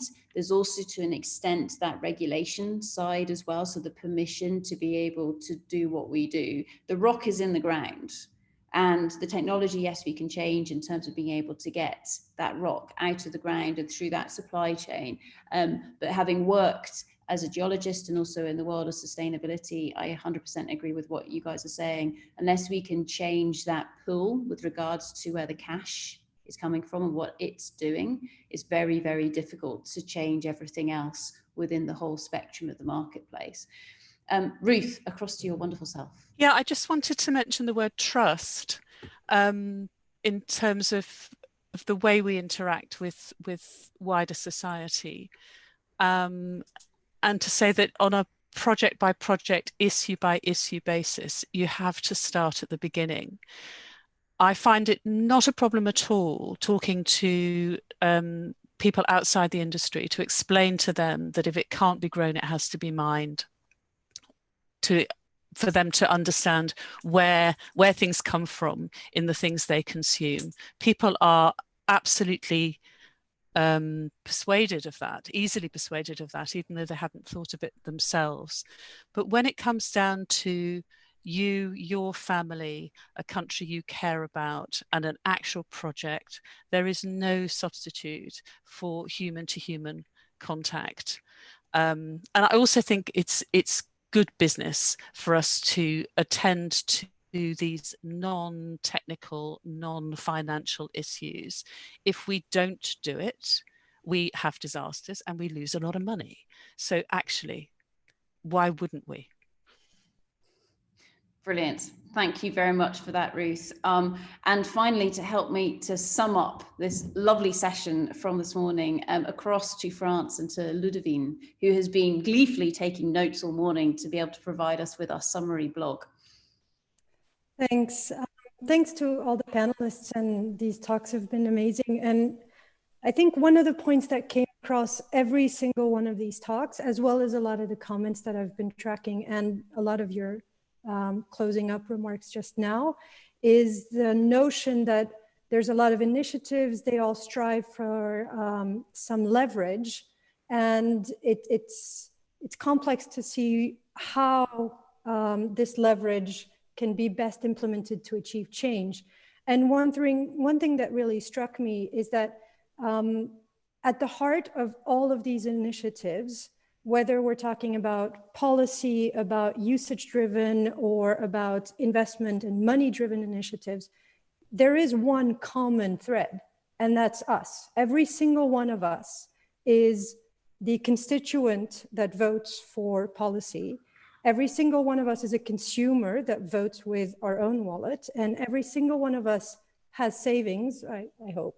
And as such, we are the ultimate drivers of how the investment community acts. And I don't know if you remember, a few months ago, there was a huge amount of enthusiasm for a very famous asset manager that came out with a very important investor letter. And the conclusion was, we will be increasingly disposed to vote against management and board directors when companies are not making sufficient progress on sustainability-related disclosures and the practices and plans underlying them. And I think what we need to all look at is we can no longer be that enthusiastic about such tame language. We are the ones saving. So when the universal savings organizations that represent us say to asset managers, no, you don't understand. Increasingly disposed was 3 years ago. We need you to vote now as shareholders. Then that's how we affect change. But ultimately, a lot of this comes down to individual behavior. So I think it's worth just reminding ourselves that we hold every single key to this as a constituent when we vote, as a consumer, and as a saver. So a lot of the discussion today has hinged on the cost and the value creation. The reality is, if we look at ourselves as all three of these qualities in one, we are all paying at some point and we will all benefit at some point. So I think by integrating this view, effectively the whole cost and value issue drops away, because the reality is it's just a placement in time. Every single one of us will pay and every single one of us will benefit. Will we pay as consumers because we buy, maybe our next phone a little bit more expensive because we're not accepting conflict source minerals? Probably, but we'll also benefit because ultimately we're reducing political risk and the impact that it has globally. So I think we need to look at this in a more integrated way and stop looking at it like it's trade-off. It's actually happening to every single one of us, and we are acting on it in every single action. So that was my little input. Brilliant. Thank you very, very much, Ludovine. And thank you also to all of the fantastic panelists and speakers that we have here. And thank you also, Chris, to making that panel much easier than we thought it was potentially going to be by sending through that email. So I think, in summary, do we have all of the answers? No, we don't. But we've certainly got lots of ideas with regards to the direction that we could take. As Emma quite rightly says, one of the reasons why Rose and myself and the rest of the team put together this conference was to try and break down some of those silos, was to try and create the safe space, as Ruth was saying, for people to be able to engage and ask questions and to learn from one another. And I think that that's something that actually the online environment provides, that face-to-face conferences don't. We can see from the different streams of the way that people are communicating with one another at the moment, it's absolutely fantastic and fabulous in the way that people are communicating and speaking to people that they would never normally encounter in everyday life. And as you guys quite rightly say, it's that creation of that empathy so that we can really get that feeling of ours, not mine, in the words of Mark. And one thing that I guess that COVID has given us is that we are one community on our very little rock flying through space. So actually that sense of ours rather than us and them, we are all one team together. So how do we make sure that we see everything in its entirety, its complex entirety, but how do we actually see that going forwards? So with that, ladies and gentlemen, it pains me to say that that is the end of this morning's session. But don't worry, ladies and gentlemen, because we have this afternoon and tomorrow morning sessions still to go. So there are 2 more sessions of this. As I mentioned, everything has been recorded. And so alongside all of those abstracts, all of these talks are being left online, unless of course our speakers get in touch to say, no, I don't want my stuff to be left up there. And of course, we're not going to put you through that pain of leaving things online if you don't want it. But it is there as a resource in whichever way you want to interpret that. What we have been saying to everyone as well is, if you feel that you've missed out on this conference, if you think that we should run another one at some point in time in the future, please let us know and suggest names of people that you think would be really good to speak. Mark's there going, yes, please. Oh dear, Rose, you're never going to finish that PhD. But also as well, if people have talks, etc., that they would like us to include on the website, send them through. We're not affiliated with anybody. We're not representing anybody. I think we're representing us and ours as a whole. At least that's what we're trying to create, is this collaboration across the community as a whole. So please feel free to send through all of your ideas and we'll see what we can do to make them happen. So with that, ladies and gentlemen, As I always say, we have a phenomenal session lined up this afternoon. Ivy's laughing at me. Apologies for the timing for you guys in Australia. This afternoon session, of course, time zone wise, is designed for those people in the Americas who have been fast asleep during this morning session. But of course, you can catch up online later. Just by way of advertising, it is jam-packed this afternoon because we have slotted in some extra talks, haven't we, Rose? Because people were so desperate to get involved at the last moment, which is brilliant. And we're more than open to people doing that. So we kick off at 3 o'clock with Nicholas Arndt, who's going to be talking about metal supply and demand with regards to COVID-19. So another COVID-themed talk. And when we're going to go to Joel Gill for Geology for Global Development, and he's going to speak about responsibility-driven earth scientists, initiatives from the classroom to the United Nations. Then Rob Pell, who was mentioned earlier on by Lucy, is going to talk to us about harmonizing environmental performance calculations for battery metals. So more in there on the battery metals. Then Stephen Tao is going to speak to us about responsible sourcing across the tin supply chain. So Stephen is from the International Tin Association. Then we've got Murray Hitzman from ICRAG, who's going to speak to us about research for responsible and sustainable mineral exploration and production. Then Lieve Carroll from Accenture is going to bring in the technology node. So how do we leverage technology for resource stewardship as a whole? Then we go to Cecilia Joffrey from Isometrics to talk about tools to measure environment, social governance from board to operations. And then we go to Vittoria Franconcini from Kumi, who talks more about the OEDC due diligence guidance. Of course, we already heard from the OEDC this morning, so that's really exciting. And then finally, we end up with a conversation between Bob, Jan, and you'll see their abstract up online talking about the talent gap and perhaps what kind of skill sets we need to be able to address some of the aspects we've been speaking about. So with that, ladies and gentlemen, I shall let you all go and get your lunch, but hopefully see you all back again soon in a few hours' time, or sleep, Grant, or sleep. But thank you very, very much, and see you all again soon. Thank you.